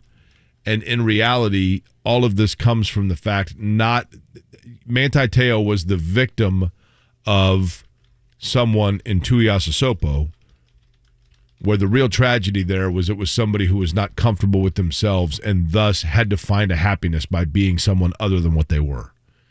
And they became addicted to the attention and the adulation that came not from living their own life, but rather by fictionalizing an identity that gave them attention that they sought in normal life. And again, I can't necessarily put myself in those shoes, but I just thought it was taken 19 steps too far through all of it. Yeah, for sure. I mean, I think it was the classic example of I've gotten myself in too deep now where I can't get out. I don't know how to get out of this. But then it was, let's dig deeper. Well, one of the funny things let's dig deeper in that thing is when Manti Te'o has the voicemails and he releases the voicemails and Renai's like, I can't believe he would do that. Like, those are private. I'm like, what are you talking about? Yeah, Jake, you haven't got to this point. This is in the second one. They released the voicemails and Renaya's like mad that Manti released the voicemails. It's like, you're the one that created these voicemails. I mean, you're the one that is doing all of the catfishing with this. I'm curious what you think of the second one. You get a little Dr. Phil appearance. Was Dr. Phil, was that show real?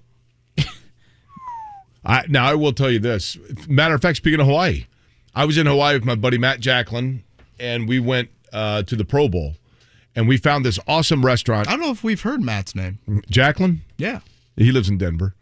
So Jacklin and I went to the Pro Bowl, and we found this awesome restaurant called the Shorebird that literally you pick out your own steak, and it's grills on the beach. And you just grill out Lounge. Your own.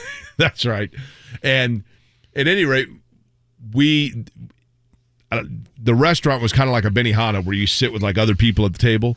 And one night when we were sitting, we were with a group of police officers from L.A. So I'm like, oh man, you guys are cops in L.A. like Chips, like Ponch, and And I said, I go, what celebrity have you ever pulled over that was like the coolest or like the most egregious, whatever?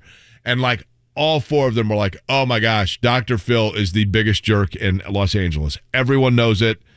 He is a total arrogant, like you name it. Like, do you know who I am? Like, he's that guy. I mean, doesn't he kind of come off that way? Yeah. Very pompous. I mean, it was like. I don't think this. That Catfish show, I think, is fake, though. Have you watched that? Mark, do you ever watch that? You seem like one that would... after the Manti Te'o thing first came out, I remember that show was big. There's the Neve fella or whatever that's the main guy, and then he's got his little buddy that's videotaping everything, and I'm like, well, this is a TV show, and they've got cameras anyway. What are they videotaping? Cheaters, Catfish, and Jerry Springer, by the way, in that order. You asked that earlier. It was See, real. you've been thinking about it, haven't you? I wrote it down. I didn't want to forget Cheaters is the most fake. You think so? Oh, man, are you kidding me? Oh, come on. Jerry Springer? Springer 1,000%. Springer's pretty bad, but Cheaters is pretty bad. I mean, some of them on Cheaters that, it's like, what are you doing to me? I loved you. Who is this woman? And then they fight. Did the host get stabbed in an episode? That was also fake. Oh, Mark Seberg has ruining my childhood. That'd be Joey right Greco, Mark. You're ruining my childhood right now. Asks if Tuiasosopo was Manti's teammate in high school. No. I thought they did know each other. Tuiasosopo he wasn't his teammate in high school, though. He went to a different high school. I think so. That sounds right. I think Jeremy sums it up well. What bothered me, he goes, what bothered me about the Manti Te'o documentary is the person who catfished him acted like they were a victim in all that happened. Yep. Fair enough. I think that's kind of an accurate way to put it. And the time of event, I mean,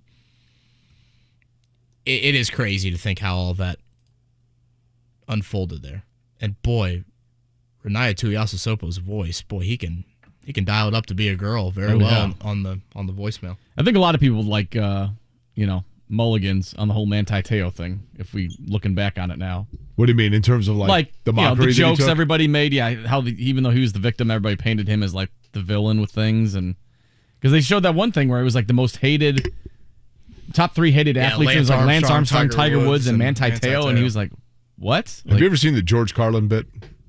I've seen lots of George Carlin bits. George Carlin and like well before either, when both of them were at their absolute peak popularity and admiration. George Carlin comes out on stage for a thing, goes, thank you. Let me start by saying, an expletive. And then he goes into a rant about how he can't stand Tiger Woods and Lance Armstrong.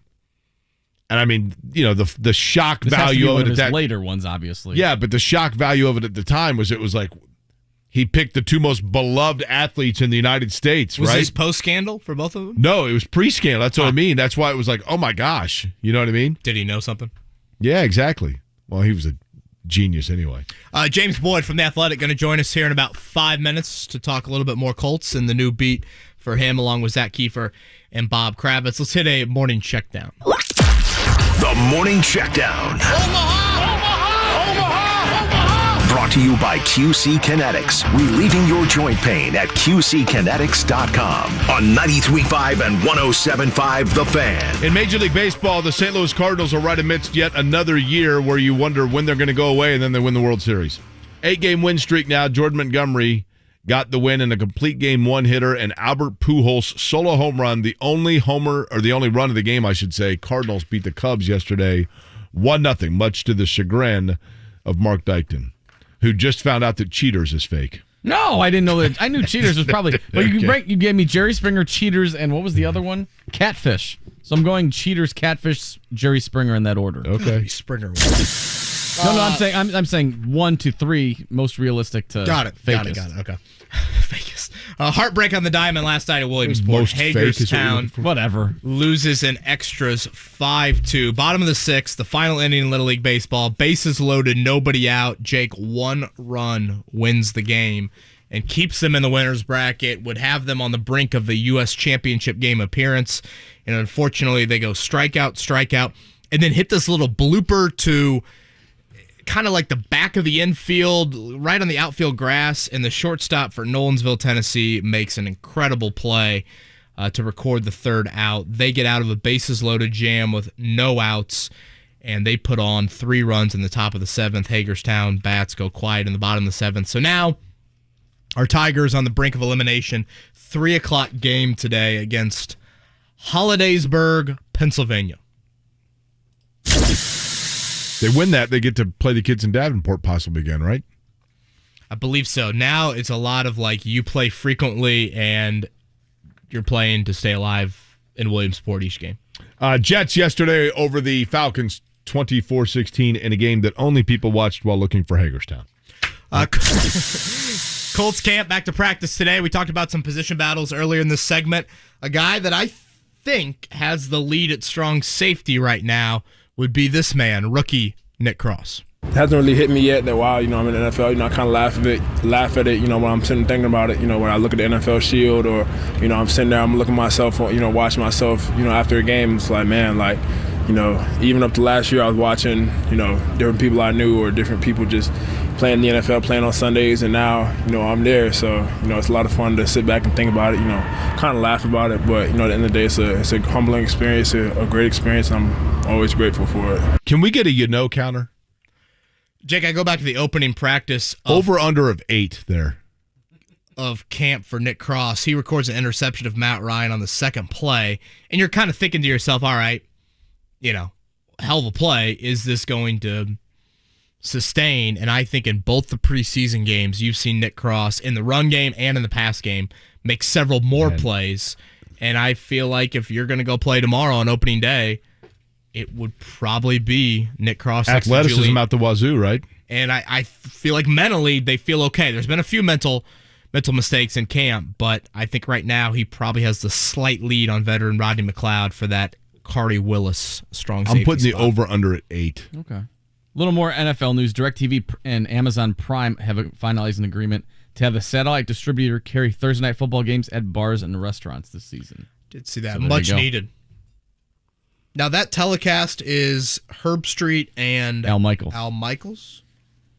It's an interesting duo. That is an interesting We've pairing. got James coming up, but later we're going to replay that bite. Okay. Are you taking the over or the under? You said 8, so it's over under 8? Uh-huh. I'll go under. Definitely under. I'll go under. Ooh. I mean, the guy's nervous. I'm not going to. What would you guys like to wager? It's over. I didn't count yet, but it's over. James Boyd from The Athletic. He joins us next here. Kevin and Corey.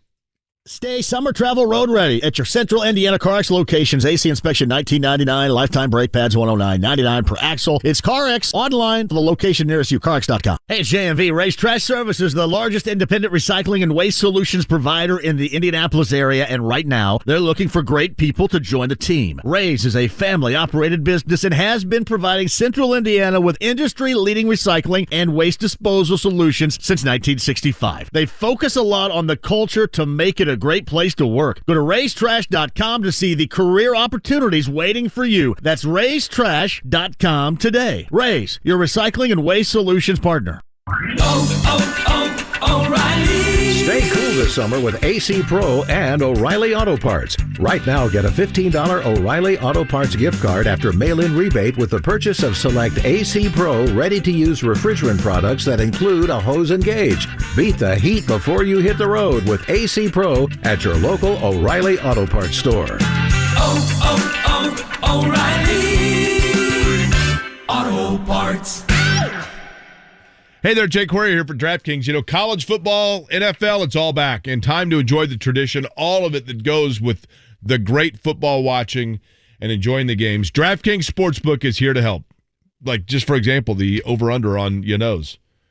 I don't know if that's something. You might be able to find that in a parlay on DraftKings. Celebrate the best time of year. If you are a new customer at DraftKings right now, you bet just $5 on any team. You can get $200 in free bets instantly. Win or lose. $200 in free bets instantly, win or lose. Or you can do a same-game parlay for a shot at an even bigger payout, just combining multiple bets into one. Like, hey, you know, I'm going to put on this team, but then I think this team will score first, or the over-under, things like that. Best of all, you can deposit and withdraw your cash whenever you want. Listen, you download the DraftKings Sportsbook app.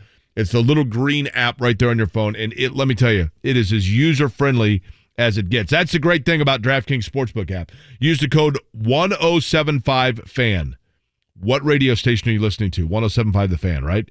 So take out the decimal and the 1075 Fan. Bet just $5 on college football right now and get $200 in free bets instantly. That's right. This offer is for the college games. Like, for example, Ohio State, 15.5 over Notre Dame. Nothing against Notre Dame at all, but Ohio State's loaded. I'm telling you, Buckeyes right there. Code 1075FAN, only at DraftKings Sportsbook. Again, download the DraftKings Sportsbook app, college football right now. That first bet, new users, $5, you're going to get $200 in free bets instantly. Must be 21 or older, Indiana only. One per new customer, minimum $5 deposit and wager. $200 is issued as 8 $25 bets. Restrictions apply. See terms at DraftKings.com/sportsbook. See DraftKings.com/sportsbook for details. If you have a gambling problem, call 1-800-9-WITH-IT. Hey, it's JMV, and guys, if you've noticed a lack of energy, motivation, and drive, it could be low T. Schedule your complete health assessment at Low T Center. They now offer the convenience of monitored self-inject at-home testosterone treatments for just $155 a month, cash pay, or covered by most health insurance. If you don't live near a Low T Center or you just need the convenience of a home treatment, Low T Center makes it easy. Only your first 2 visits are in person. Go to lowtcenter.com now to book online. Low T Center, reinventing men's healthcare. The Ride with JMV. Michael Pittman Jr., the Colts, joins us. So how will we see Nyheim Hines used? More running back or wide receiver this year, Michael? I expect him to be more of a wideout than he is a back. I think that he's one of our guys now. Man, he's so fast, shifty, mismatch everywhere. I mean, like, he is going to win. Move him around.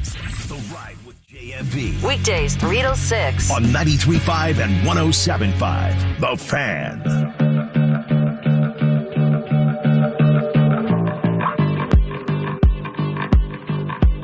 It's Kevin and Query on 93.5 and 107.5. The Fan. Did get a question about Thursday Night Football and Amazon Prime. Mark, feel free to chime in. Yes, it is exclusively on Amazon Prime if the team in your local market is playing on Thursday Night Football. it sounds like some local affiliate will pick up said game. Yeah, so it's like when the Colts are on Monday Night Football, if you don't have ESPN, one of the local... Yeah, usually pick it up. Yeah. Wish TV or one of them picks it up. Yep. So, Thursday Night Football this year, Amazon Prime. And is McAfee affiliated with that at all? Am I imagining things? I don't know about that. Al Michaels is, right? Al Michaels and Kirk Herbstreit on the call for that one. Maybe I'm imagining that Manning cast for college football games. Listen, when I hear Al Michaels' voice, I automatically am like, it's a big-time event. Somebody in the YouTube chat, can someone explain the difference between cut and waived? Excellent question. Do you know the answer to that? So when you're waived, you're exposed to waivers, and the waiver order is the records of the teams last year from 1 to 32 based off record. So they try to find some parity there. So the team with the worst record in the NFL would have the first chance to claim you. So they put in a claim for you, and you're awarded that player if no one above you in the waiver claim puts in a waiver claim. If you're cut, you're immediately a free agent. Now, the question is, what determines whether you're cut or waived? Years of service correct determines that. So I believe the cutoff, I want to say, is like, you get in the regular season, Jake, I think it's like 4 years. If you've been in the league for 4 years and you get cut, you're a free agent immediately. Basically, you've earned the right to pick your next spot. If you're less than 4 years, you're waived, and that means a team can claim you. So I hope that makes sense. You have been terminated by your current team, whether or not that puts you into you can go anywhere you want, or you now get thrown into a pecking order is strictly determined upon how many years you've been in the league. Correct. Yeah, and that's specific to the regular season. Someone that is probably learning more of these rules is on the Payless Liquors hotline. Our next guest is James Boyd, new to the Athletic, new to the Colts beat here, just a couple of weeks on the beat. James, I've said this, I didn't cover the NBA maybe as in depth as you did. I am very grateful that the NFL has a little bit more of an understanding of the salary cap and these sorts of rules, whereas I think the NBA and bird rights and all of that just always would make my head just spin. Yeah, absolutely. I mean, Tony East was always great about breaking that stuff down with me. But, yeah, there's a lot of – I mean, every league is like that. But the NBA, there were a lot of really, just weird rules that weren't as cut and dry as you thought they were. So you think you know the rule, but then there'd be, 2 or 3 exceptions, and you have to really read the fine print to understand, why certain things couldn't be done at certain times. But, yeah, it's been a cool transition so far. Well, let's start here and just go back to why you left the Pacers beat with the Star and joined the Colts beat over on the Athletic. This is a great opportunity for me. National outlet, still get to stay in Indy. I'm a basketball guy at heart, I would say, just growing up. But I think that, with football, there's an opportunity there to tell even more in-depth stories because there's one game a week as opposed to 3 or 4.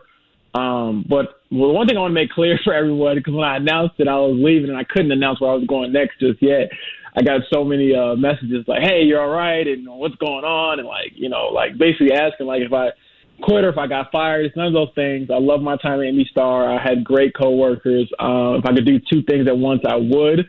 But again, like anyone else in their career, in their lives, you get a different opportunity, a different chance to kind of elevate. You take it and you see what you can do with it. And so with that, to me, let's begin with this. For those that are unfamiliar, when you go from covering the NBA to now becoming, a beat writer for the Colts, and you are doing so during training camp, are there any similarities in terms of how a team is molded? Or, it's interesting because the Pacers, it was almost like last year, everyone was vying for a roster spot. The Colts, you got probably, 40 guys out of the 53 that are pretty lock solid, and then maybe things fluctuate a little bit. But is there anything that carries over in terms of coverage from one to the other? I think it's unique in a sense. I don't think there's much that overlaps besides them being, really good athletes. I get this question a lot, and I've gotten it a lot the last few weeks. And I think the biggest thing I noticed right off the bat is the amount of people. Basketball is a little easier in the sense that you can keep up with the amount of guys even like interested in the spot. Like even for Summer League, they probably had about 22 guys in the roster/farm system over there with the Pacers. And obviously with football, there's a lot more guys, and there's 80 guys when I'm coming in. When I first started the beat, and probably more than that, when the training camp started. So the amount of people makes it a little more challenging in that sense. But I also think that it's a little easier in the sense to kind of figure out defined roles for a team. Like there's, I never have to worry about, what Matt Ryan's going to do on the other side of the ball, if that makes sense. So there's, overlap, but I would say there's not as much as people think just because the sports are so much different. And in my opinion, I've had this debate on Twitter, I think it's harder to build a championship team in the NFL as opposed to being in the NBA. I'm not saying it's easy, but I think it's a little easier in the NBA because if you get 3 or 4 great players, that's like, 30 or 40% of your roster, depending on how, your rotation guys in the postseason. In the NFL, you get 3 or 4 guys that are good, but they're all on different sides of the ball. They're all different positions. It's not, this set in stone thing is you're going to be good, if that makes sense. At Romeoville Kid on Twitter, James Boyd, you originally knew him with the Indy Star covering the Pacers. He has slid into the role that Stephen Holder had on the Athletic beat, covering the Colts alongside Zach Kiefer and Bob Kravitz. Stephen now with ESPN.com. James, I'm curious this. When you've been on the beat now for a couple of weeks, is there a topic, a player that you're like, man, I can't believe fans and I don't know, maybe even, our colleagues care this much about, or vice versa? Has there been like a player or a topic where you're like, why isn't there more attention being paid to this? I think that the obvious one is Matt Ryan. I think with football, there's a lot more talk about leadership. And quite honestly, I get a little annoyed with some of the cliches. We've heard about Matt Ryan's leadership a ton. I've heard a lot about him in my last 2 weeks, and nothing against him, but I think that a lot of the intangibles are talked about a lot more in football, and perhaps they matter a lot more as far as locker room, leadership style, those types of things. So obviously I've heard a lot about him, but I think one guy that kind of jumps out to me from being, I guess more inclined to watch and really dig into the team is Michael Pittman Jr. Now, this is a guy who is looked at as the elder statesman of the wide receiver room, and he's only going to, I believe, what is his 3rd year? You know what I mean? Like, so that's the player that I think is poised to perhaps make the biggest jump from last year to this year, based off his experience, his skill set, having Matt Ryan come in, and then being a leader in that wide receiver room. So that's the guy where I'm like, okay, these people are really, really high on him. So I knew he was good, but I'm like, okay, now I'm excited to see just how good he could possibly be, again, with a new quarterback coming in, new system, and high expectations. But, the reality is, for me, James Boyd is our guest from The Athletic covering the Colts. The question for the Colts at receiver, I think, is how you close out the receiver room. And as Kevin and I talked about earlier, there probably now is room on the depth chart for all 6 to make it in. But it comes down, if they wanted to go 5, which I think they'll go 6, but if they wanted to go 5, it finally probably comes down to Patman versus Strawn. Mm-hmm. Of those two, and those two to me seem to be dead heat. Now, Kevin, you weigh in if you disagree, but James, I want your opinion. Do you feel like either of those two has separated from the other? I think Strawn has an edge right now, mainly because I thought that in the joint practices, he had some really big plays that stood out, coming right off of, the knee injury rehab. He looked really, really good. He looked good in the preseason game as well. I know Patman had a huge game, and everyone is going to kind of gravitate towards that. But I think the body of work over the last week in totality gives Strawn the edge. I mean, Patman, prior to that game, that preseason game against the Lions, he didn't make any plays, or it really didn't stand out, during camp or during the joint practices, at least from what I was seeing. I mean, if anyone else wants to dispute that, feel free. But, I mean, usually when a guy makes a play or one or two or three, they stand out because it's a big play. It's something that catches your attention. And, I mean, until that game, Patman was pretty quiet. Yeah, I mean, I'm not going to act like I'm going to pay like super close attention to it this week, James, but I do think special teams will be a big factor. If Desmond Patman and or Mike Strawn can help you out over there, that's something that I think could be the difference maker. I don't know. Maybe I'm making the NBA analogy because that's where you just come from. But I do wonder this, James. Do you have too many power forwards in that wide receiver room? You know, are you too big? Like if I were making a depth chart at wideout right now, 6'4" Pittman, Campbell's obviously just 6 foot. What's Pierce? 6'2", 6'3". Doolin's a lot taller than I think people give him credit for or think he is. He's like 6'2". And then Patman and Strawn, both are about 6'5". At times I've thought you got to diversify that room a little bit more skill set wise. We see it week in and week out in the NFL. A 5'11" shifty guy creates separation and wins. I don't know if the Colts have that outside of Campbell.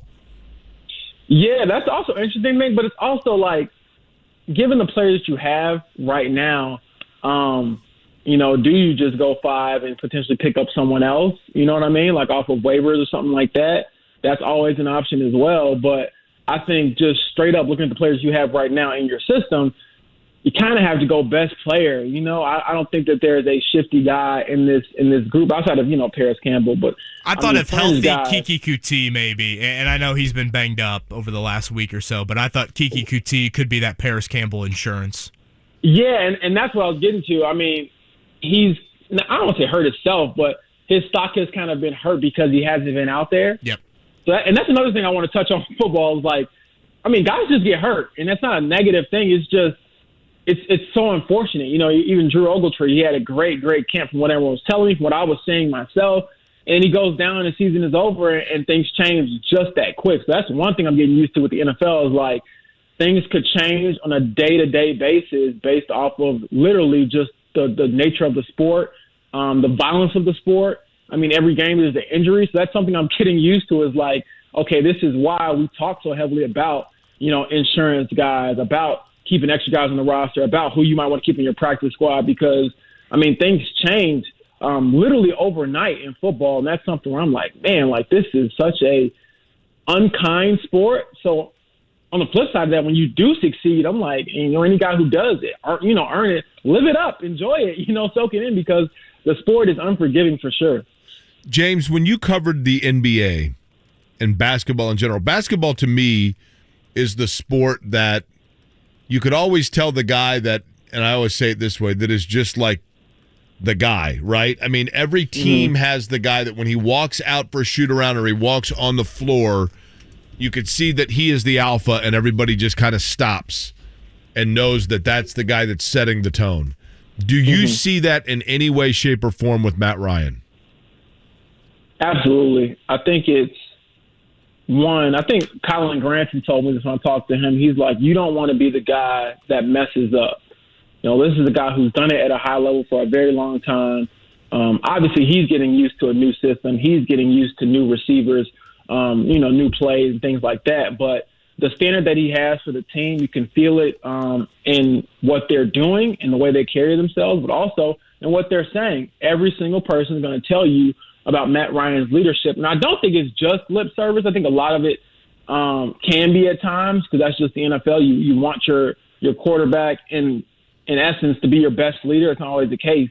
But with Matt, I think that he's proven throughout his career he is that consummate professional.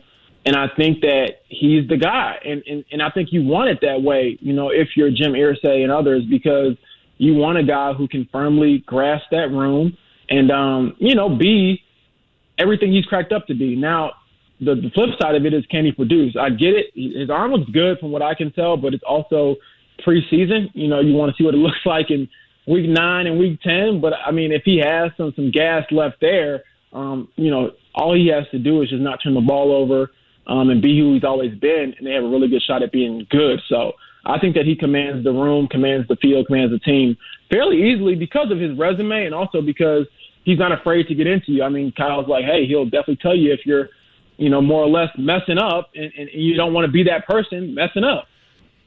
James, last one from me. Let's say the new Pacers beat writer at the Indy Star dials you up and says, James, give me some advice on the new beat. What would be a couple pieces of advice you'd give the new Pacers beat writer? Be a straight shooter. I think sometimes when you're new, you want to be the person that asks the nice questions, that asks the softball questions. But I think that I gained respect from Rick Carlisle and others, even around the league, just by being, straight to the point. You don't have to be nice about it in a sense, but you can always be respectful.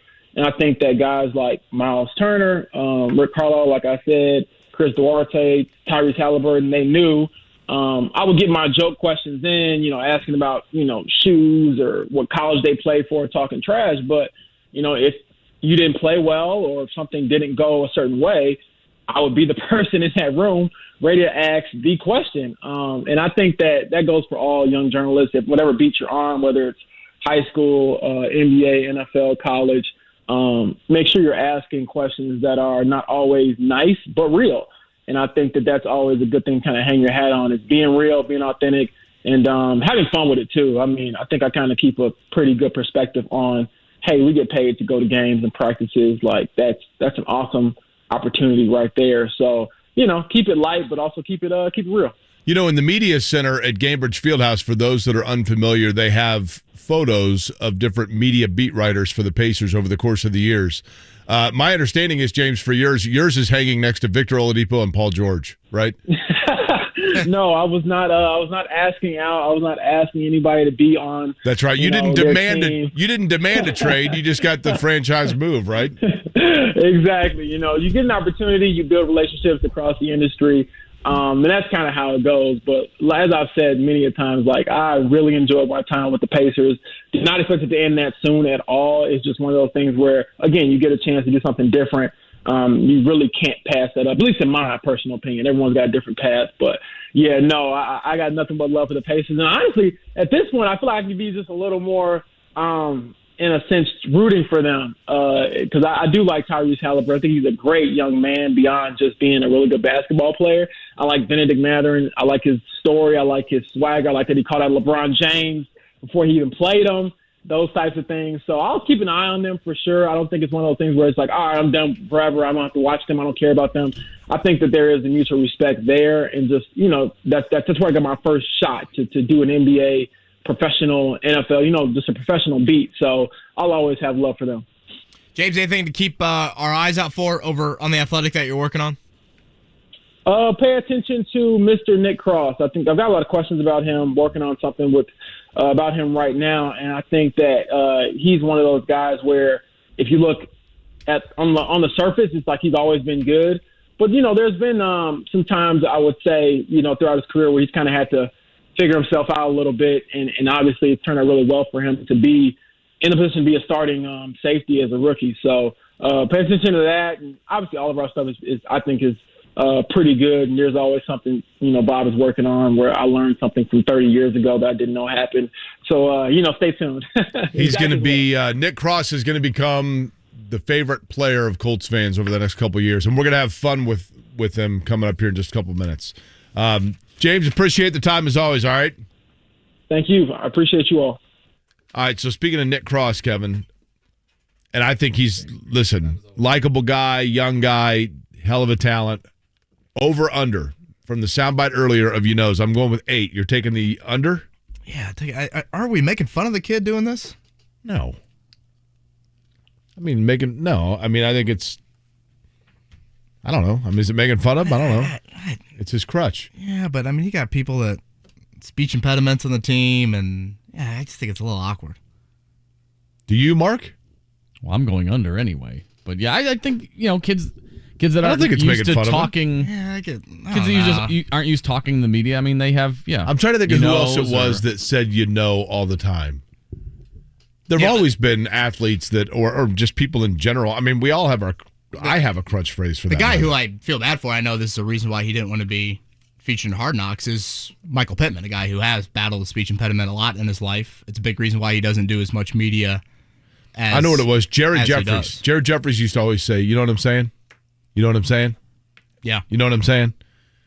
I just think guys have a crutch. They just, when they're speaking, they just have something that's a go-to. It's almost like, I think I don't think of as a speech impediment. I think of as a transition to go from one thought to the next. We'll transition into that next here. Kevin and Query, 93.5, 107.5, The Fan. This is for the men who never settle, the ones who believe only quitters end a game in a tie, the type of guys who choose the bar with the biggest TVs to overcompensate for theirs at home. This is the Lodge mentality. This is Twin Peaks. Twin Peaks just added a new dish to their menus, the Chicken Street Corn Salad. The new addition features iceberg lettuce, charred corn, lentils, billionaire's bacon, roasted jalapenos, and tortilla strips with creamy lime vinaigrette. Twin Peaks eats, drinks, scenic views.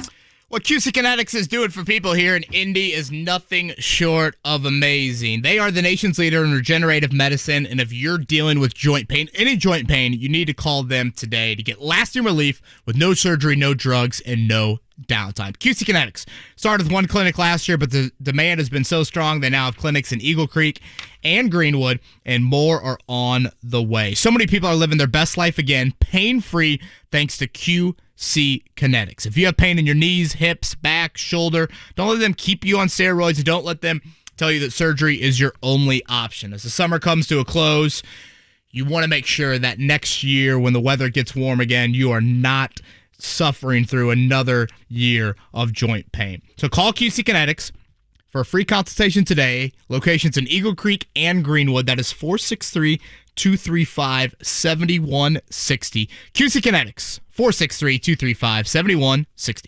Days only, the Tom Wood 96th Street used car super sale with vehicles available from multiple dealerships starting at $99 a month. Cash cars from $995. Bank reps on site for immediate approval. Fords, Nissans, Volkswagens, Subarus, Hondas, Chevys, Jeeps, Toyotas. Over 500 available. Most with lifetime powertrain coverage. Only at the 96th Street super sale at Tom Wood Volkswagen on 96th Street, Wednesday through Saturday. Limited inventory of 995 vehicles, including stock number V24192B and $99 payment vehicles, including stock number MH12447A. Offers available with approved credit, tax, title, registration, and $199 doc fee extra. Subject to availability. Did you know that rubies and sapphires are a gem variety of the same mineral called corundum? What's the distinction?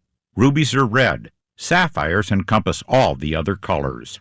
I'm Tom Shane. At Shane Company, we offer natural rubies and over a dozen colors of natural sapphires, including blue, yellow, green, and pastel colors like lavender and pink. I fly to Bangkok to buy them.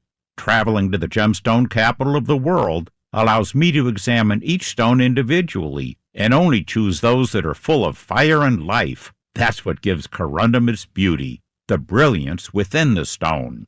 I then have each stone expertly recut by our Bangkok team of full-time stone cutters to maximize its inherent beauty. We have the largest selection of rubies and sapphires in town. Visit us and see for yourself. Now you have a friend in the jewelry business. Shane Company and shaneco.com. The 9th Annual Indy Labor Fest is September 3rd on Monument Circle. An admission-free street festival with live music, beer from Sun King Brewing, food trucks, a kids zone, and most importantly, a chance to learn about lifelong career opportunities. Hosted by the labor unions of Central Indiana. I'm Gina Richardson, Vice President of Operations with Hoosier United Credit Union. Come celebrate organized labor's dedication and contributions throughout the Hoosier State. More information at indylaborfest.org. Union membership, community leadership. Here's what's happening with The Fan. Check out our contest page at 1075thefan.com weekly and enter to win prizes, tickets to sporting events, concerts, and more. Tune in for Friday Night Lights football. This week, Carmel travels to Center Grove. Brendan King with the call. Catch JMV at Friendly's Tavern in Zionsville this Thursday, August 25th from 3 to 6 for the 2022 Evan Williams Tavern Tour. Stop by for your chance to win a $50 gift card and pick up a Tavern Tour t-shirt. For more info, click on 1075thefan.com.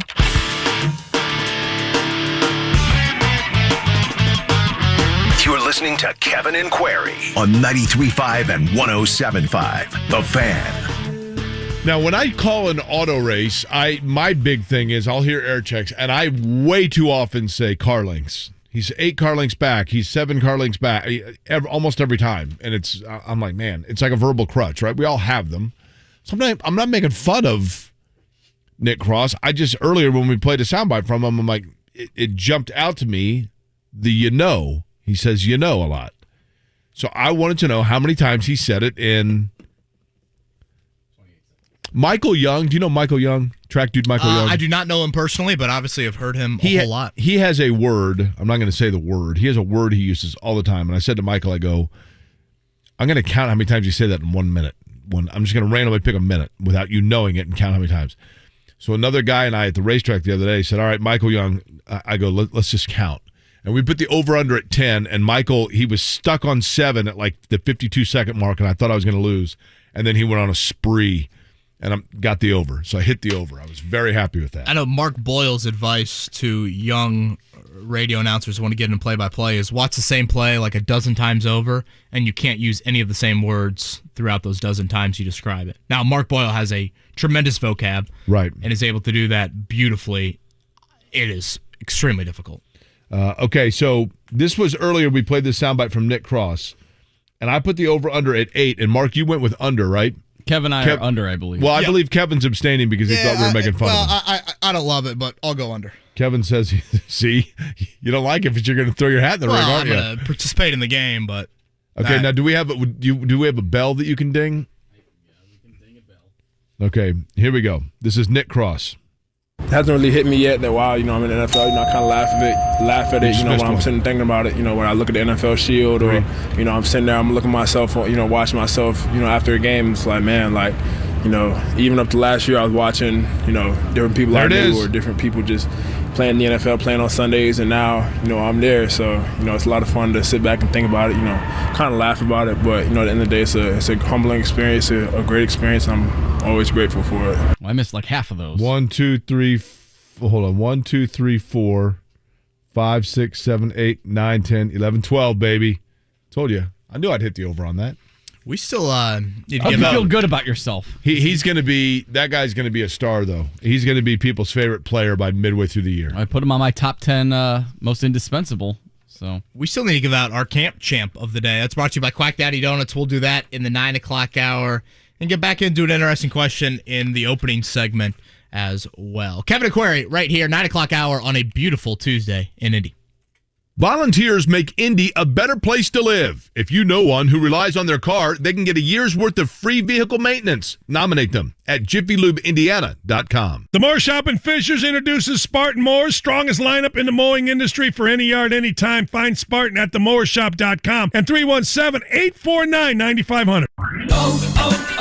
O'Reilly. Don't risk getting stranded with a bad battery. Our professional parts people at O'Reilly Auto Parts will test your battery for free.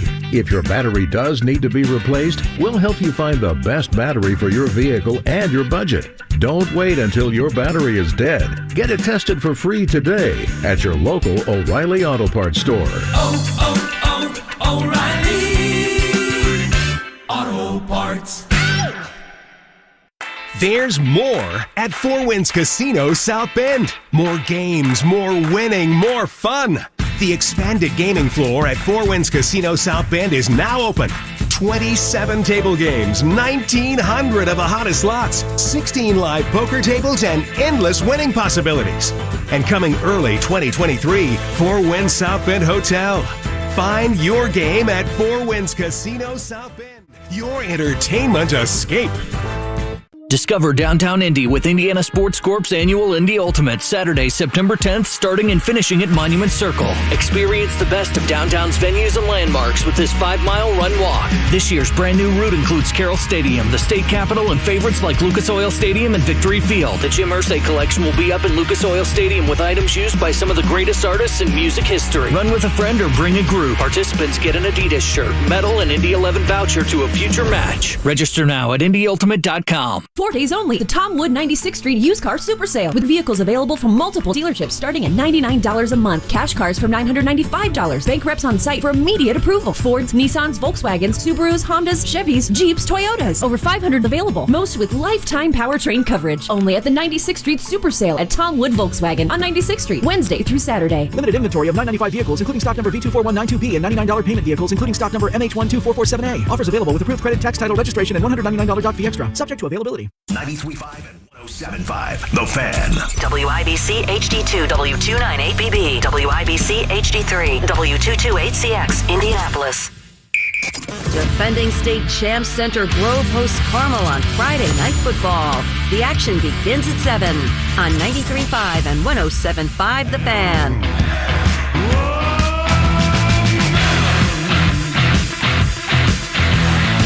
You're listening to Kevin and Query on 93.5 and 107.5 The Fan. I got a couple people point out when I was asking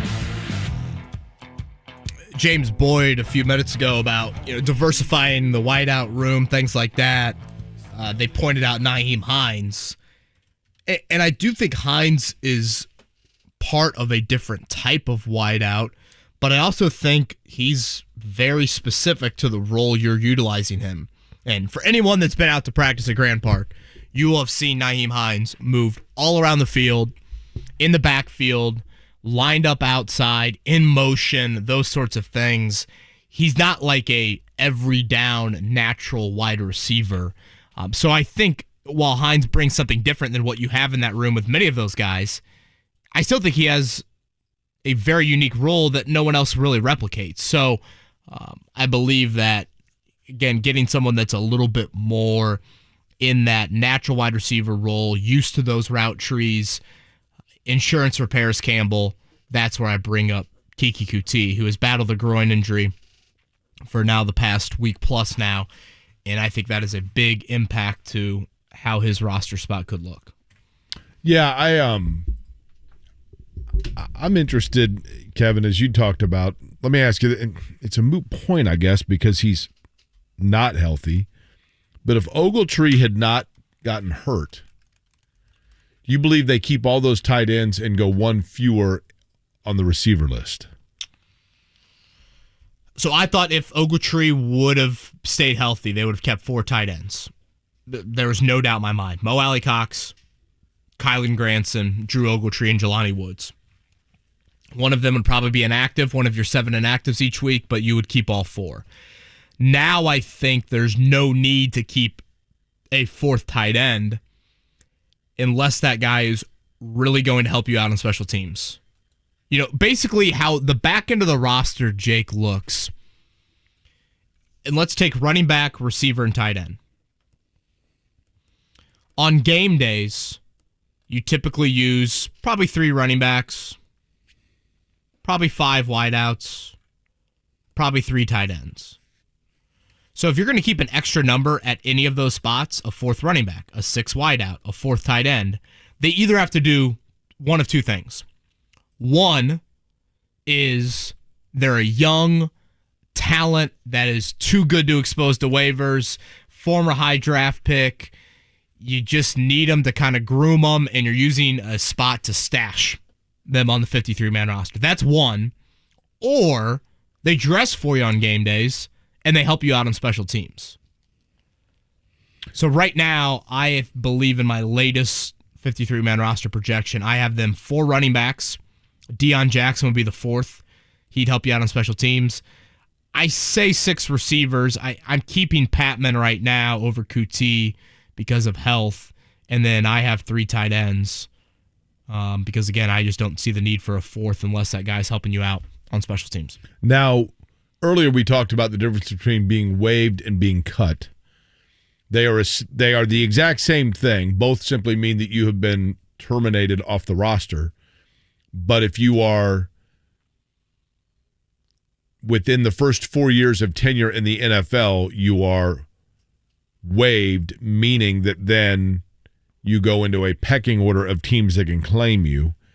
If you are a veteran, you've earned the right to simply be cut outright and then select your next destination. But do those same 2 rules apply, Kevin, in terms of the practice squad?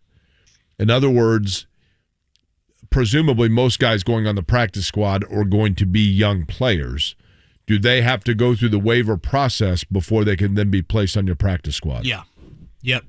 Yeah, practice squad, you got to clear waivers. Practice squad's going to stay at 16 this year. That's the number they've gone with COVID. That's a bigger number than they used to. I believe it was 10 before COVID. You can protect guys on your practice squad, so I think that would be something to do with Sam Ehlinger. Now, you got to get them there first, but then each week you can slap a protection on. I believe it's 4 guys that you can protect each week that will stay on your practice squad. Does a protection guy get paid more? I don't think so. I think the practice squad is $8,000 a week. Pretty good money for 17 weeks out of the year, right? I guess, man. Can you imagine? I mean, you practice 3 days, and again, I put at practice, that age, practice in quotes. Like, it's not like they're going full throttle, right? In each of those 3 practices. But then again, you get bumped up for game days, and that game check looks a lot sweeter. I remember, I've had guys tell me that were on practice squads and would come up and down, because there are guys that get activated based on need or somebody being hurt. And they're saying, they're like, man, it's the weirdest thing. Like, all of a sudden you get your paycheck and it's 4 times the amount one week, and then you're back to the you just never know, right? Yeah. Must be nice. But that said, let me ask you this. If you were give me a guy that you think's a practice squad player not named Sam Ehlinger. By the way, are we going with Ehlinger or Ehlinger? Gur. Okay, so if you're not Sam Ehlinger, give me another practice squad guy. Let's go with JoJo Doman. Okay. JoJo Doman. If you're JoJo Doman, would you rather go practice squad in the NFL or sign a contract in the XFL or USFL? Oh, practice squad in the NFL. 1,000%. What about if you're the starting quarterback? Practice squad. Just based monetarily? Atmosphere, environment-wise. Yeah, that's fair. I mean, you're in an NFL building. And quarterback might not be the perfect position for this. I mean, it's easier to get your name out there when you're in front of people all the time, right? Well, those are the facilities you're working with, right. too. Yeah. You got state-of-the-art, you got That's trainers. what I'm talking about. Yeah. I'd be willing to bet of the 16 guys that began last year on the Colts practice squad, I would say over half of them played in a game. So you do have a good chance to get called up at some point to be in a game. All right, I'm going to test our brains a little. Should we get political on the show? Sure. Why not? Okay. Apparently, we already made fun of people, so what the hell's stopping us now? Was I overreacting to that? We'll let Mark be the judge. Me in this? I'm just here pushing there's buttons. There's only 3 of us here. And now, and I'm not trying to say, like, woe is me, but I do come from a background, like, in elementary school, like, I had to go to speech class one-on-one. I think for, like, a decent part of my elementary ages. I think is a pretty common. I don't think of it as an impediment. I think it's within most people's vernacular. I think most people overuse it. It's like people saying like a lot. You say like a lot. Mm-hmm. I do. Me? Yeah. Well, totally. Chris Ballard, I think a lot of people go to his laughter. Well, no, there's one specific word. Look. Ballard uses look. I think so does Rick Carlisle. Point to that. Rick Carlisle, when he answers a question, usually starts with well or look. Yeah, I mean, I absolutely probably say like way too often. Okay, how about this from a gambling standpoint on the 2022 NFL season? Will the Super Bowl winner come from a state that voted blue in the 2020 Electoral College or voted red in the 2020 Electoral College? Okay, now hold on. I mean, like, where do they come up with this stuff? Okay, well, Super Bowl winning location. This is pretty easy to do. East of the Mississippi River or west of the Mississippi River? If you said it right now, by the way, I would take the blue on that one because who are your 5 teams that you think best have the chance to win a Super Bowl? Bills. Okay. Rams. Okay. Packers. Ugh. Okay. Chiefs. Okay. Who I met? Feel free to chime in if any of you guys want to. Chargers? Don't we already have California represented? Well, so that's the thing. So we're eliminating them because of their state. Well, okay. I mean, but no, I get what you're saying. I'm just trying to. But right now, I mean, New York went blue, California went blue, Wisconsin, I believe, went blue, Missouri went red. Right. So your odds right there. I've got 3 out of 4 blue, 1 red. Based on that, your law of averages say You'd be better off voting or betting on blue, right? Right, but then do you weigh some of those teams a little bit more than others? What do you mean? Do you really think like Green Bay is going to win the Super Bowl? Or I guess Kansas City. Kansas City would be from a red state. Right. Kansas. So what I'm saying to you is blue states are minus 160. What I'm saying to you is if you look at it that way, you take the top 5, you first say, okay, who are the 5 teams I think are most likely to win the Super Bowl? Well, of those 5, 4 out of 5 of them came from a blue state. So therefore you're better off saying your numbers are better off like I'll go with the blue because that gives me 4 possibilities out of 5. Right. The question is, are those numbers weighted, though? Like, are those teams weighted? Like, do you feel like the Chiefs are an overwhelming favorite? Do you feel like and I think the Bills or Rams. Well, we forgot Tampa Bay, by the way. So there's Rams. That was the other 3-2. one I was thinking of. This is the Bucs. Yeah, 3-2. These odds indicate it. Blue state is minus 160. Red state plus 120. Right? So again, bet $10 to win 12 with the red state, or bet $10 or bet $16 to win 10 with the blue state. The Super Bowl winning state. What about the Super Bowl winning state? You got odds on that. California plus 350. New Jersey, New York plus 500. Florida plus 650. Ohio plus 800. Ohio? Well, I guess the Bengals. Yeah. Any other state would be plus 135. Who do you think has the best odds to be the last winless team this year? Houston. Houston is the 3rd most likely team. Jacksonville is the 10th most likely. Detroit is the 9th most likely. Really? Okay. Boy, if it's not Houston, I mean, Houston's terrible. Are they going to say Jacksonville? Is it the Giants? Ooh, the Giants are the 6th most likely. The Jets are the 7th most likely. Is it my Bears? Mark's Bears. Yes. The 2nd most likely team. Oh, 2nd most. I got a spoiler alert. They're going to beat the 49ers. Give me the division then. Kevin, give me the division. I think the division will give it away. I would say there's a direct connection to the Colts in 2022. Oh, the Washington Commanders? No, but you're onto something there. The Eagles? Who's the Colts QB? Oh, Atlanta. The Fighting Marcus Mariotas. Their division, though, when do they play, say, Carolina? A lot of it probably has to do with schedule. That's what I was going to say. Where is it front-loaded? I mean, the Falcons could get a win in week 3. They're home against the Saints, they're at the Rams, and they're at the Seahawks. The Seahawks stink. They could easily win that one. They could beat the Saints. Yeah. Right? Yeah, yes, they could definitely beat them. I don't think that's There's always difficult. a team that wins in week 1, and people are like, whoa, they might actually be decent. And then they go 2-15. I mean, even the Bears, home against the 49ers, at Green Bay, home against the Texans. How about this? First coach fired. At the Giants. Kevin, first coach fired. Matt Rule's probably the favorite, right? He has been for 2 years in a row. This has been it's like the Matt Rule honorary parlay. It's right? Matt Rule. Is Pete Carroll? Is Pete Carroll up there? I would think Pete Carroll's He'd be probably closer to retirement. I was going to say Pete Carroll probably will be given the opportunity to do it on his own, right?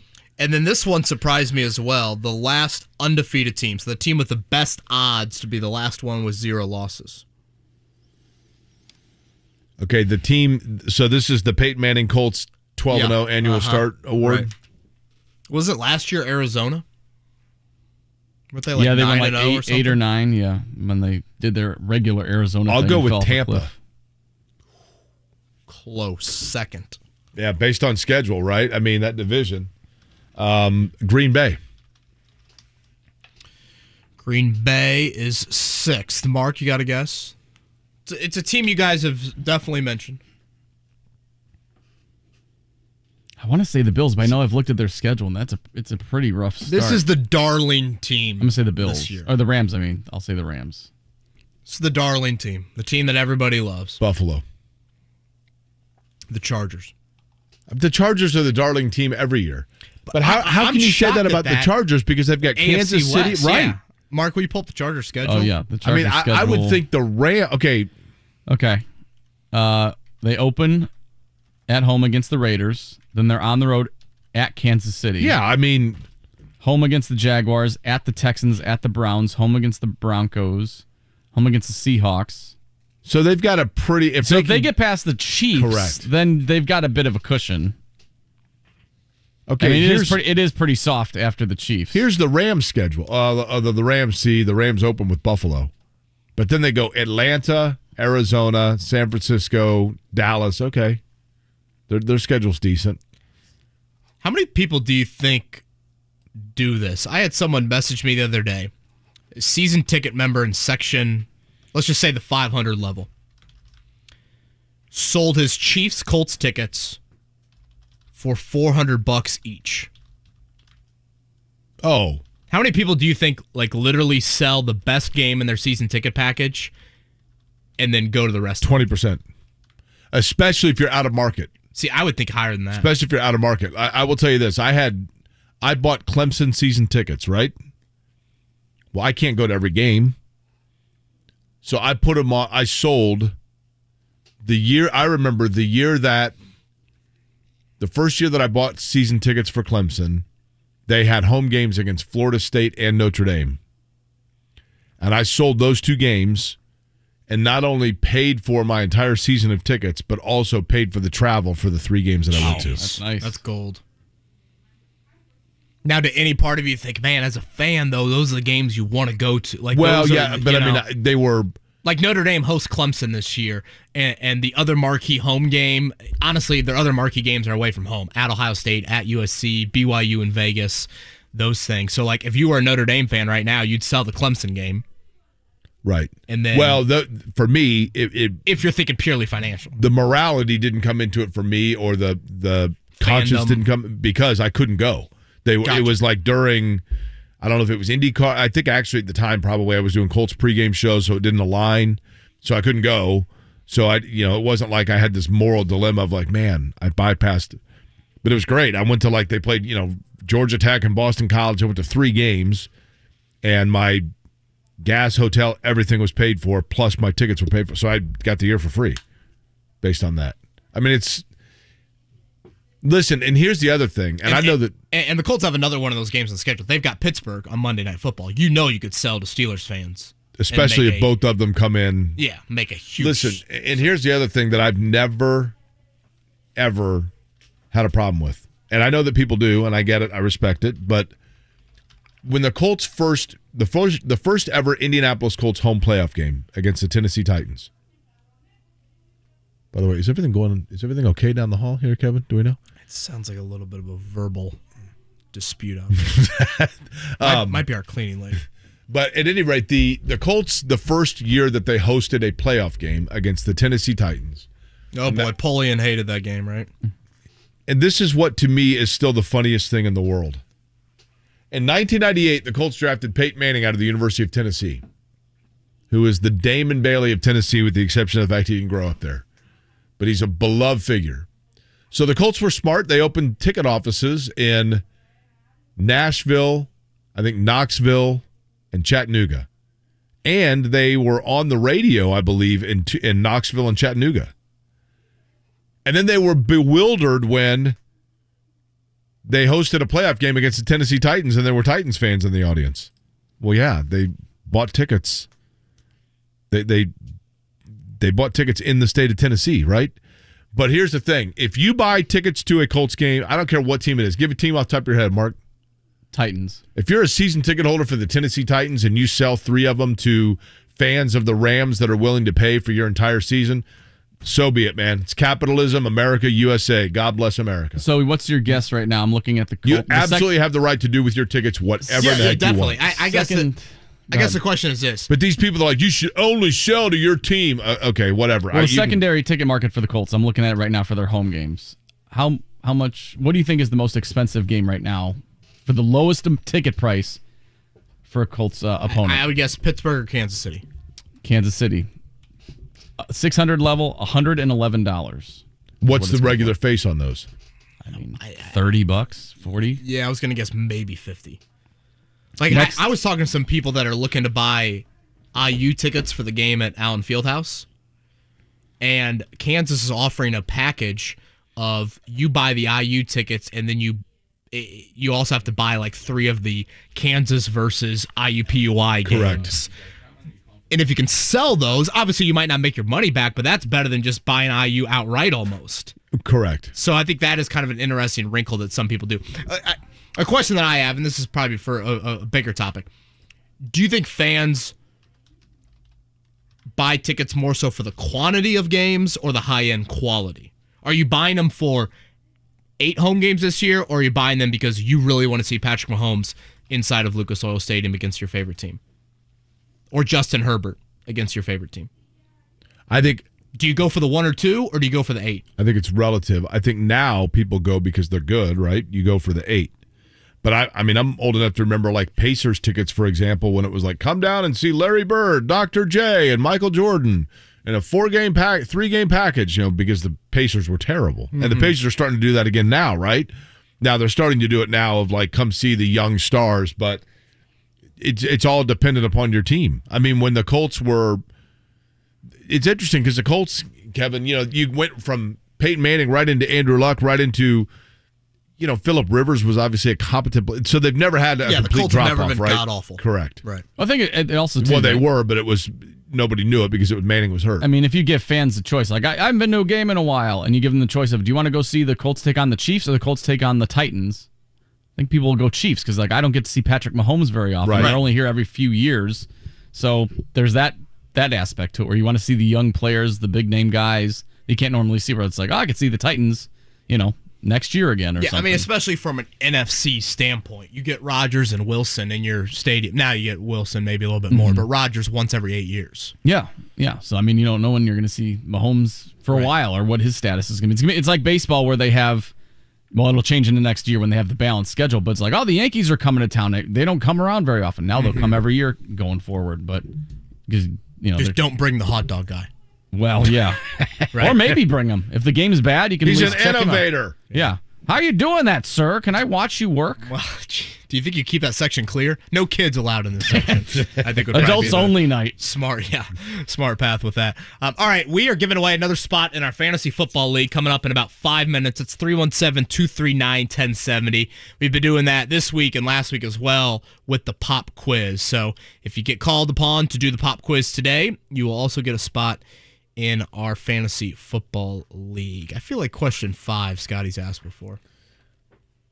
I think Scotty was on repeats yesterday, you said. Yeah, I think he was, I'm telling you. Is he slacking? I mean, the Stan Musial, I thought he doubled up. Okay, all right.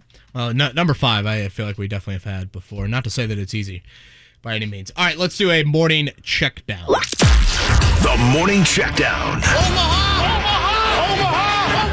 Brought to you by QC Kinetics, relieving your joint pain at QCkinetics.com on 93.5 and 107.5 The Fan. Jake, I said it earlier. Virginia, Purdue in the Elite Eight. Hank Basket of the onside kick. Butler, Duke national title. Pacers, you brought up the Tayshaun Prince block. I'm putting the bottom of the 6th inning for Hagerstown yesterday in that same group. Yeah, it was disappointing for the kids from Hagerstown. But I double thought elimination. They still got a shot. Another walk-off. Unfortunately, they lose yesterday in extras. Had the bases loaded in the bottom of the 6th with no outs. Just needed 1 run. They went strikeout, and then a line out to end the 6th. They lose 5-2 to Nolensville, Tennessee. I've got someone in my messages saying that he knows a buddy in Tennessee saying the Nolensville, Tennessee team is a Team Tennessee team, and they're not representative of 12 kids from Nolensville. Scandal, huh? They also, Kelly Lika's on that team, right? I saw a kid leaving on a motorcycle.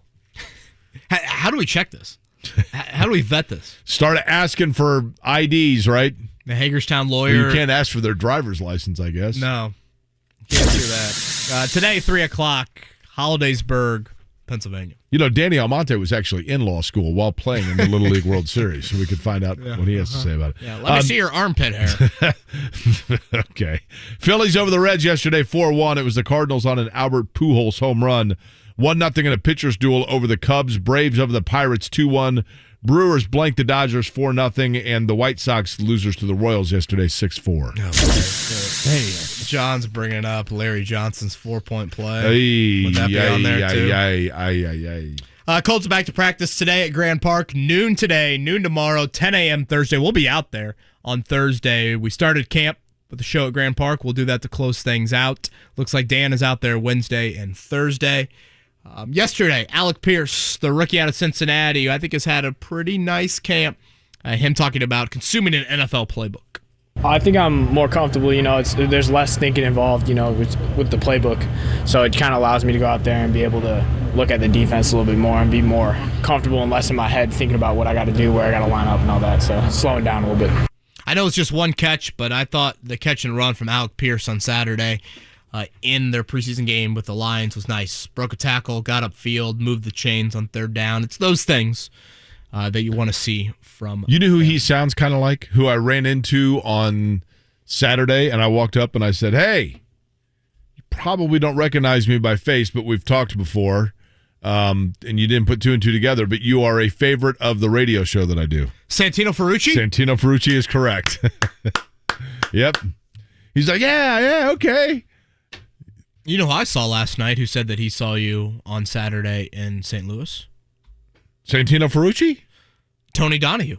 Oh, yeah, I did see Tony. I was at the Meijer right there on Keystone and 56th Street, and there was Tony D doing some shopping, and Rosie and I doing some shopping as well. Do you go to the Meijer on 56th? Have to go over to KSR and get some wings while you're there. Oh, I love Keystone Sports Review. Used to live right there, and a lot of Sundays there, consuming a lot of food at KSR. All right, it is time for the pop quiz. 317-239-1070. Scotty is now in studio. He can defend himself. I think he might have been walking up the steps when we mentioned him the first time. Question 5, Scotty, it seems to be one you've pulled out of your back pocket a few times. Yeah, it's been used before. Okay. I will tell you this. He did admit that he has used it before. Here's a hint for question 4. I went to the final NBA game of the 87-88 season. I was a freshman in high school, and the Pacers were playing, and I was interviewed by Channel 13 as a fan in the stands, and they asked if I was rooting for the Pacers, and I said, of course, I'm a huge Pacer fan, but it wouldn't disappoint me if they lose because I'd like to see them get the number 1 overall pick so that they can select. And I named this player, who is the answer for question number 4. A professional tease by Jay Query. Pop quiz time. Spot in the Fantasy League coming up next. With Discover, you can redeem your rewards for cash in any amount at any time. Learn more at discover.com/redeem rewards. Terms apply. Don't miss the Colts kickoff concert at Lucas Oil Stadium on September 9th from 7 to 10 p.m. This is a one-of-a-kind celebration of football and music with the Jim Irsay Collection and the Jim Irsay Band.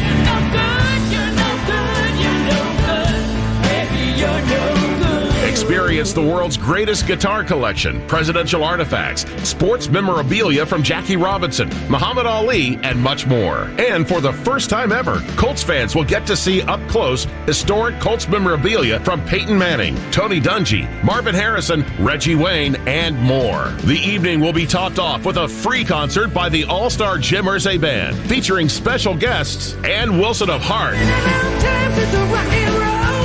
and the legendary Buddy Guy. I got the blues. That's one night only with the Jim Irsay Collection and the Jim Irsay Band. Friday, September 9th, 7 to 10 p.m. at Lucas Oil Stadium. Get your free ticket at JimIrsayCollection.com. Baseball is here, and so is the BetRivers.com sportsbook app, featuring same-game parlays where you can combine the excitement of different bets, all from the same game. Bet the total, spreads, player props, and more. Plus, with award-winning customer service, BetRivers.com sportsbook app, here comes a baseball joke, is a home run. Download the BetRivers.com sportsbook app today.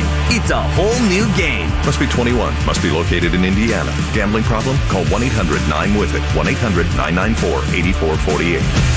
What's happening with the Fan? Remember to follow the Fan on all your favorite social media platforms. Find us on Twitter, Facebook, Instagram, and YouTube. Like and follow The Fan and stay up to date on events, giveaways, and all things sports. And if you think you have the best sports trivia knowledge, listen to Kevin and Query weekdays 7 to 10 a.m. and call into the Pop Quiz for your chance to win a signature Jiffy Lube oil service. For more info, click on 1075thefan.com. Indianapolis. At Geico, our employees' careers matter to us. Well, my finances matter to me. Great news, Carol. Geico offers a competitive salary that grows with your career because that matters to us, too. Your hopes and dreams matter. Even little things like the perfect office chair height matter. Oh, that 100% matters. Oh, yeah. Nailed it. When it comes to your career, what matters to you matters to Geico. We're now hiring claims and customer service agents. Apply today at careers.geico.com/Indianapolis and let's get growing. Dan Dockich lays some knowledge. You can say he's the greatest ever, but Matt Ryan didn't play very well last year. Well, he had no line. I know. I understand. I also understand he wasn't very good. Sacked a ton of times. Think about this. Last 4 seasons, 40, 48, 41, and 40. Now, without a left tackle, I go, we'll see. But all of a sudden, Matt Ryan is the guy that we're all supposed to go, oh, man, this guy's great. I'm not buying great yet. I'm not buying any of that. Dan Dockich, weekdays noon to 3 on 93.5 and 107.5. The Fan. Have you studied? Can you handle the pressure? Sharpen your pencils. It's time for the Pop Quiz with Kevin and Query. Brought to you by Jiffy Lube, Indiana's favorite oil change since 1985. Our Quack Daddy Donuts Camp Champ of the Day coming up in just a little bit. But before that, time to see who might be our Trivia Champ of the Day. Also opening up, Mark, another spot for the fantasy team, correct? Yep. Fantasy League. We're filling up quick. Okay. And then when will we do the draft for that? We have to determine that. So the season opens, down. what, 2 weeks from Thursday? The 8th, I believe, yes. Wow. So let's maybe shoot for, I don't know, I guess we could either do it next week or like September 6th. Okay. Does Scotty have a dentist appointment today? Typically when Scotty's not wearing one of his high-priced jerseys, it's because he's fearful of blood. Now, do you want to do the draft during the show? Would that be fun? Or because we're all together anyway? Or do you want to do it at night? That's a good question. During the show would be fun, but, do you think that complicates some people's schedules? No dentist appointment, by the way, for Scotty today. I don't know. Like people working or getting ready for work during that hour? Wait, but you mean like an on-air draft? Yeah, live draft.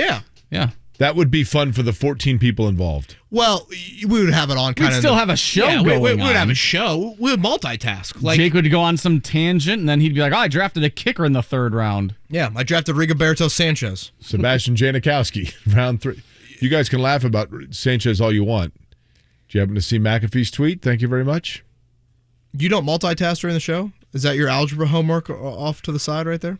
I picked up an algebra tutor yesterday. Oh, well, so much Somebody for who, me. by the way, and you ready for this?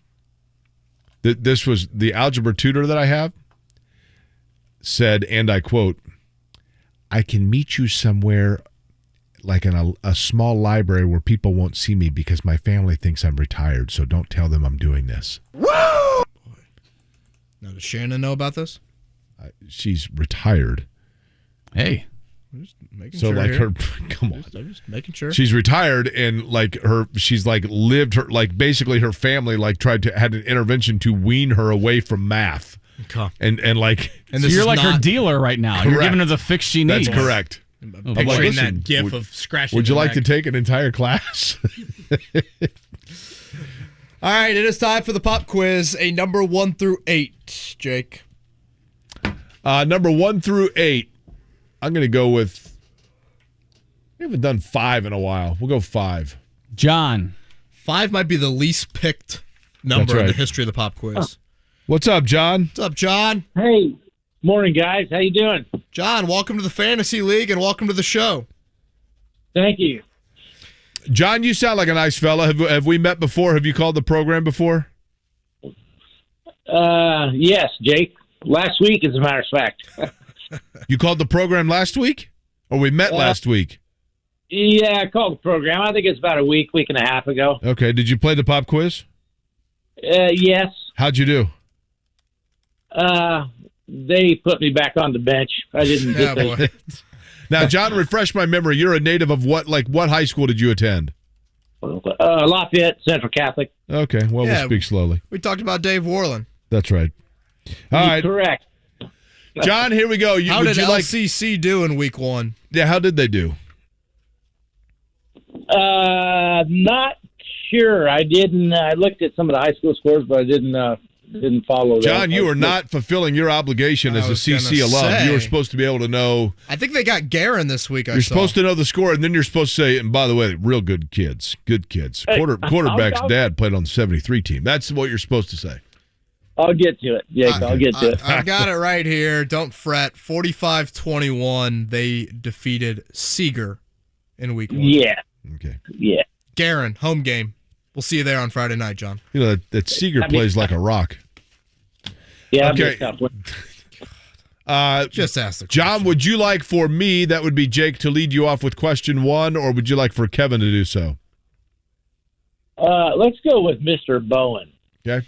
John, number 1 here on today's pop quiz with a little Rick Smith's flavor to things. Aaron Judge hit his 47th home run of the season last night as the Yankees beat the Mets. It was Judge's 111th career home run at New Yankee Stadium, the second most since the new stadium opened in 2009. Which lefty has the most homers in New Yankee Stadium? Actually, I think he was a switch hitter. Derek Jeter, Mark Teixeira, Alex Rodriguez, Brett Gardner. Let's go with A-Rod. Which switch hitter?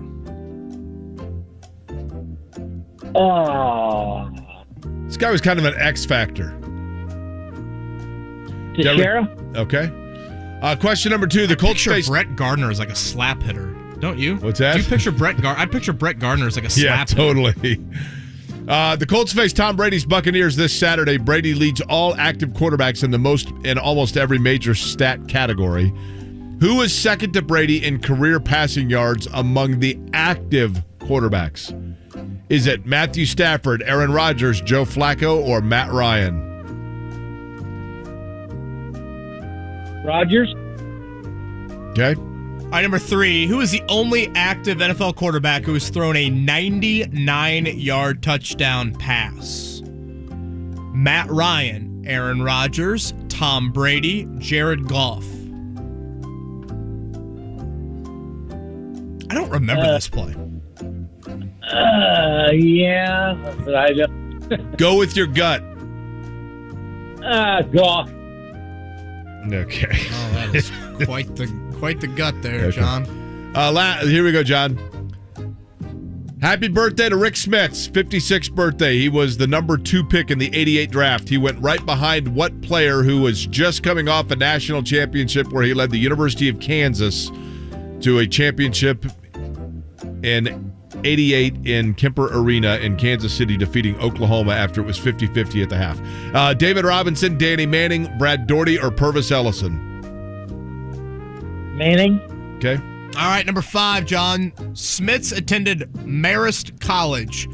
What is the nickname of Marist's athletic teams? The Wolves, the Flying Dutchmen, the Blue Hens, or the Red Foxes? Nicole Kidman, a big fan of Marist. Give him to him one more time, Kevin. We'll go with Wolves, Flying Dutchmen, Blue Hens, or Red Foxes. Blue Hens. How about one more guess? Wolves. How about one more? Flying Dutchman. John, I like your laugh, man. God, I like your laugh. Mark Teixeira, by the way, has the record for the most home runs in New Yankee Stadium. Second to Brady in career passing yards among active QBs. It is not Aaron Rodgers. It's number 2 in the Colts. You blew it! You don't get to come back tomorrow. You don't even get a lousy copy of our home game. You're a complete loser. In my opinion, that sucked. Matt Ryan, did you say that already? Did you get that answer? Tom Matt Brady Ryan. to Wes Welker was a 99-yarder back in 2011. Percentage throw. Here's the 99. And he's got to give his receiver a chance. Where's Brady out of the gun from the half-yard line? Why not? To Wes Welker. Wes Welker pulling away. I like when Tony Dorsett had his 99-yard touchdown run, and they said, I think that might be the longest ever. You think? Danny Manning. So that was Monday Night Football? 88. That was a rout against the Dolphins, yeah. Was that Tirico? Was that been Monday Night Football? Dorsett was also on Monday Night Football against the Vikings. Red Foxes, the Marist Red Foxes. I was hoping you guys would let me go one more guess with John for number 4. Number really 5. Nailed his options down. I mean, John, stay on the line because you're in the fantasy league. All right, Colts just made a couple roster moves. They are now at the mandated number for today. We'll recap that. John just drafted Josh Rosen with the 3rd pick in our fantasy draft. We'll also give out our camp champ of the day. We'll do that to round out the show here. Kevin Aquari on a beautiful Tuesday.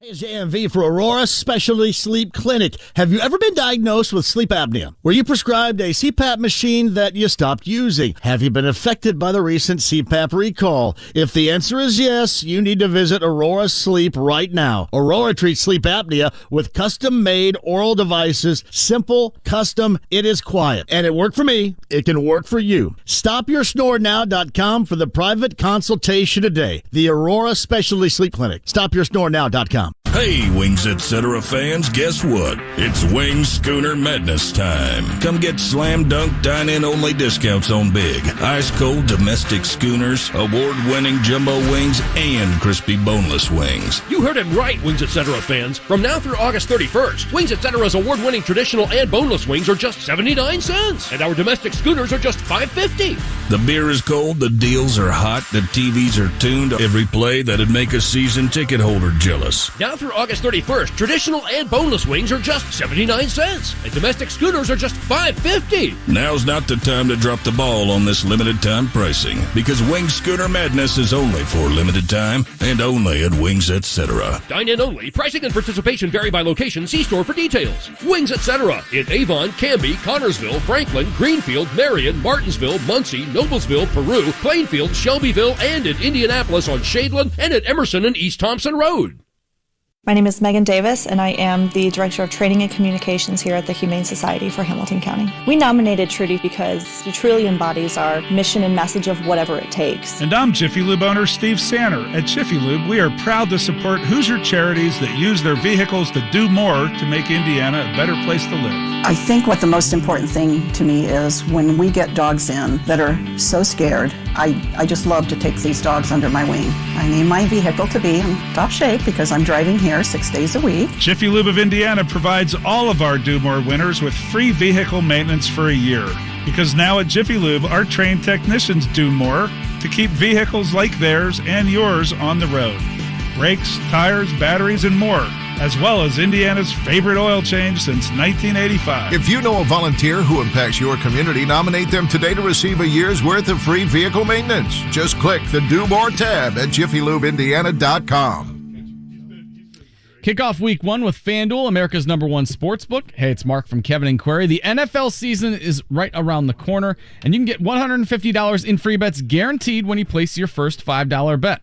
All you have to do is sign up with promo code MARK to get in on the action. Then you can turn game days into paydays all season long. Play your way and bet on more than just the final score. Wager on everything from touchdowns to total yards to catches. So I'm looking at some futures bets. You got over 9.5 wins for the Colts at -160 at the moment. Michael Pittman over 1,025.5 receiving yards. You can bet on that as well. If you're looking for a week 1 upset, I'm taking my Bears plus 250 over the 49ers. I'm not so sure how much confidence I have in Trey Lance at the moment. The Bears at plus 250 at home. I like those odds. They're not going to win too many games. I think they get that one in week 1. If you want to combine your bets for an even bigger payday, you can try your chance with the same game parlay. So don't fumble your chance to get $150 in free bets, win or lose, with promo code MARK, M-A-R-C, and make every moment more with FanDuel, official sportsbook partner of the NFL. 21 and over and present in Indiana. First online real money wager only. $10 first deposit required. Bonus issued as non-withdrawable free bets that expire 14 days after receipt. Restrictions apply. See terms at sportsbook.fanduel.com. Gambling problem? Call 1-800-9-WITH-IT. Here's what's happening with the Fan. Things are heating up at Colts camp, and we'll be live from Grand Park Tuesday through Thursday this week, giving you up-to-the-minute reports, stories, and interviews. For more information about when you can hear all your favorite shows, head to 1075thefan.com. And remember to follow The Fan on social media. The Fan is on Twitter, Facebook, Instagram, and YouTube. Like and follow The Fan for updates and contest opportunities on all things sports. For more info, click on 1075thefan.com. The Colts close out the preseason by hosting the Tampa Bay Buccaneers. Coverage Saturday at 4:30 on 93.5 and 107.5 The Fan.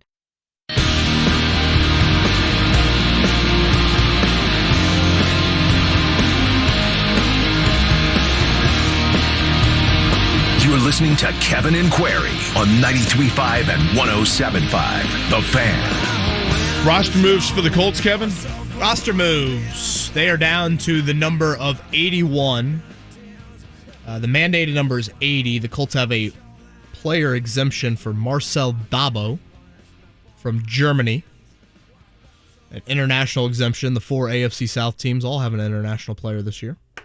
So they are at the number. They just cut, or I should say waived, since we've clarified that. C.J. Verdell, Alex Millette. Verdell, a running back. Millette, an offensive lineman. You know, it's interesting, Verdell, if you look at his numbers, a big-time program like Oregon, 2,200 yards, over 5 yards per carry in college. Huge game against Ohio State. Yeah, I mean, those are numbers that 25 years ago would have gotten him serious looks in the NFL, right? Probably a first 4-round draft pick. Yeah, the issues with him, he's 5'8". Well, size is a big one. And he played 10 games over the last 2 years. Injuries with C.J. Verdell. He had a couple moments in camp, but no surprise on either of those cuts. So what that means, Jake, is you're going to get Jake Verity Saturday. You're going to get another kicker. Jack Cohn hangs around.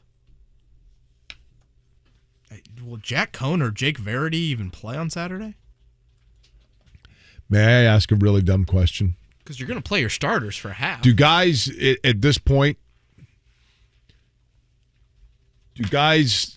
get paid like if you're on, I mean, you just get a flat fee for camp if you were like an undrafted free agent that signed on? Does it matter how far into camp you get? Are you still getting, is it like practice squad stuff where they get paid by the week? Yeah, I think you get like, I don't know, Scotty, you might know this, is like $3,000 a week. Does that sound right? Something like that. So you just want to keep going, right? And you know, we just brought up the practice squad money. I mean, if you're if you're Jack Cohn right now, and you're thinking to yourself, God, I mean, there's no way I make this roster. You're thinking, can I cling on to a practice squad? Can I cling on to one here? Can I do that somewhere else? Let's give out our camp champ of the day. That's brought to you by Quack Daddy Donuts in Westfield, where the best maple bacon donuts reside, 3 miles south of Colts Camp. That's quackdaddydonuts.com. Jake, we've brought up this university a lot, and I think one of their products, who unfortunately has been oft injured in the NFL, but had a really important day over the weekend. And with the Colts having an off day yesterday, we'll go back to the preseason game to give that out, and that would be Tyquan Lewis. His first game since Halloween. Patella injury for him. Had a tackle for loss. Moved around a little bit, showed off that versatility that you like, and I think when the Colts get on the field 2 weeks from Sunday in Houston, and that first third down arrives, I think Tyquan Lewis will be a part of that. Doesn't everyone in the NFL call it the NASCAR package? Should we call it the IndyCar package? The IndyCar package of Yannick Ngakoue, DeForest Buckner, Kwity Paye, and I think Lewis could be your fourth guy. You tend to move those guys around a little bit. I think right now I'd have him slightly ahead of Dayo Dengbo. Yesterday, by the way, Joel Erickson used a term that I've heard, but not in a while, as a position, and we clarified look at that mustache on Cameron Brake. Oh, it's impressive, isn't it? You can hatch eggs in there. Yeah. Yeah. You've not seen that? No. Yeah. Wow. Sorry.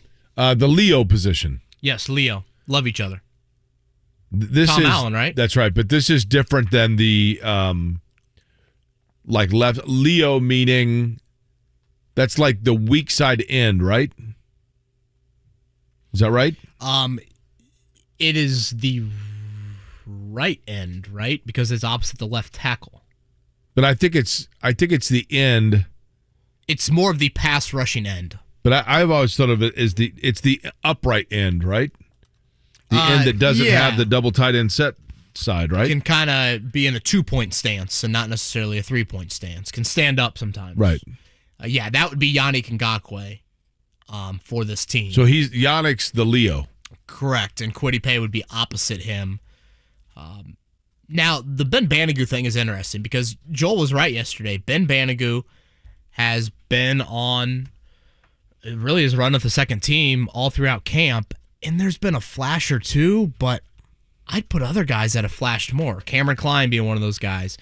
Afidi Odeniabo, and now I felt like I was in a good rhythm with his name yesterday, and I'm not in a good rhythm with it now. I think Afidi we're just going with, right? Yeah, that works. That works well. Those guys I feel like have flashed a little bit more than Banigou. So I don't know. I get the new defensive coordinator. Wasn't Ben Banigou the one that Pat McAfee introduced at the draft? That was Bobby Okereke turned Okereke. It definitely was? Okay. Mm-hmm. Yep. Future Hall of Famer, right? Luke goes, what's the point of Jake Verity still being on the roster? By all indications, Blankenship has won the job. Wouldn't you want him taking all the kicks Saturday to get a nice game action warm-up in before the regular season? Yeah, Luke, I'm a little confused by it as well. Hot Rod's been the better kicker in camp. Verity missed that extra point in Buffalo. Verity missed it, or made an extra point Saturday, made a field goal from 40. I don't really get that either. Right now, by the way, Scotty's writing on the board that rookies get $850 a week in camp. Veterans get $1,600 a week. Oh, it's a little cheaper than I thought. I would agree. And that's universal. Draft picks are undrafted free agents, Scotty? But I would assume that everything's getting taken care of, right? I mean, their housing. And yeah. You're staying there at that hotel and the food and all that. You only get $850 a week, but a per diem of $1,200 a day, right? Do you do per diem on the road with IndyCar? Not we to do. Get too technical. No, we do. Things. And you get more when it's Canada. Oh. Which is kind of weird because the American dollar is stronger than the Canadian dollar, but don't tell anybody. Should be the other way. Do you typically pocket any of the per diem? When I used to travel, I feel like they'd give us a good amount of per diem. Honestly, the per diem comes like 2 weeks after the event. Really?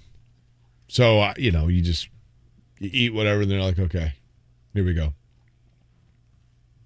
Now, I do know people that used to do that. I mean, who was it? Yeah, I've had guys say, like, NBA-wise, like rookies, they're like, hey, man, pocket your per diem. And, right. Well, I always thought it was weird, like NFL players get per diem as well when they travel. I mean, they could just eat all the meals at the hotel. That's what I mean, right. I mean, I guess if you're going out to eat with your family, that's on the road. Or when you go out to eat with the rookies and you make them pay for everything, right? Yeah. I've always thought that was kind of a weak thing to do because the rookies don't make any money. Yeah, no, I didn't really. I guess it's initiation into the frat. I mean, do you remember the prank that Peyton Manning used to play with the turkeys? Vaguely. They would tell the rookies, like, yeah, you go to Marsh and you tell them that you play with the Colts and you get a free turkey. And then they would, like, get the video, the surveillance, the grocery store video of the players walking in and walking up to the front office, Yeah, I'm so-and-so. I'm Steve Schuler from the Colts. I'm here to get my free Thanksgiving turkey. What? You're here to do what? You play with the Colts. Why are you looking for a free turkey? Those kinds of things. We'll see if Hagerstown can keep it alive today. What time is that game today? 3:00 first pitch. How's the weather in Williamsport? Do we know? Hollidaysburg, Pennsylvania. I feel like they've had weather issues in both their games so far. I mean, it was cloudy. Think about yesterday, because I'm sure that's pretty much what their weather is going to be today. I just can't believe the suddenness that it could already be over for them. I know. Well, I mean, they're on the doorstep of winning yesterday. 40% chance of rain today in Williamsport. Advancing to kind of the brink of the U.S. Championship game, and now... I mean, Kevin... And if you're those kids, you're like, guys... Back against the wall now, baby. If you're those kids, you're like, guys, if we lose today, we've got to go to school. Yeah, that's true. I mean, you're playing for a lot more. I mean, that would be that'd be a difficult thing for kids, right? I mean, to all of a sudden have to go from... Living that dorm life for a little bit longer. Some big league chew and, a couple of walking tacos that you guys are talking about. Yeah. I love it. All right, we will talk about the Colts return to training camp tomorrow. Again, Grand Park, noon today. No Colt City open for any of those that are headed up to Westfield for that. Are we doing any colleges tomorrow, Mark? We did Notre we got Dame Dustin today. DePierre to talk some IU. Some IU football, and then we'll do Purdue later in the week. We'll see you tomorrow, 7 a.m.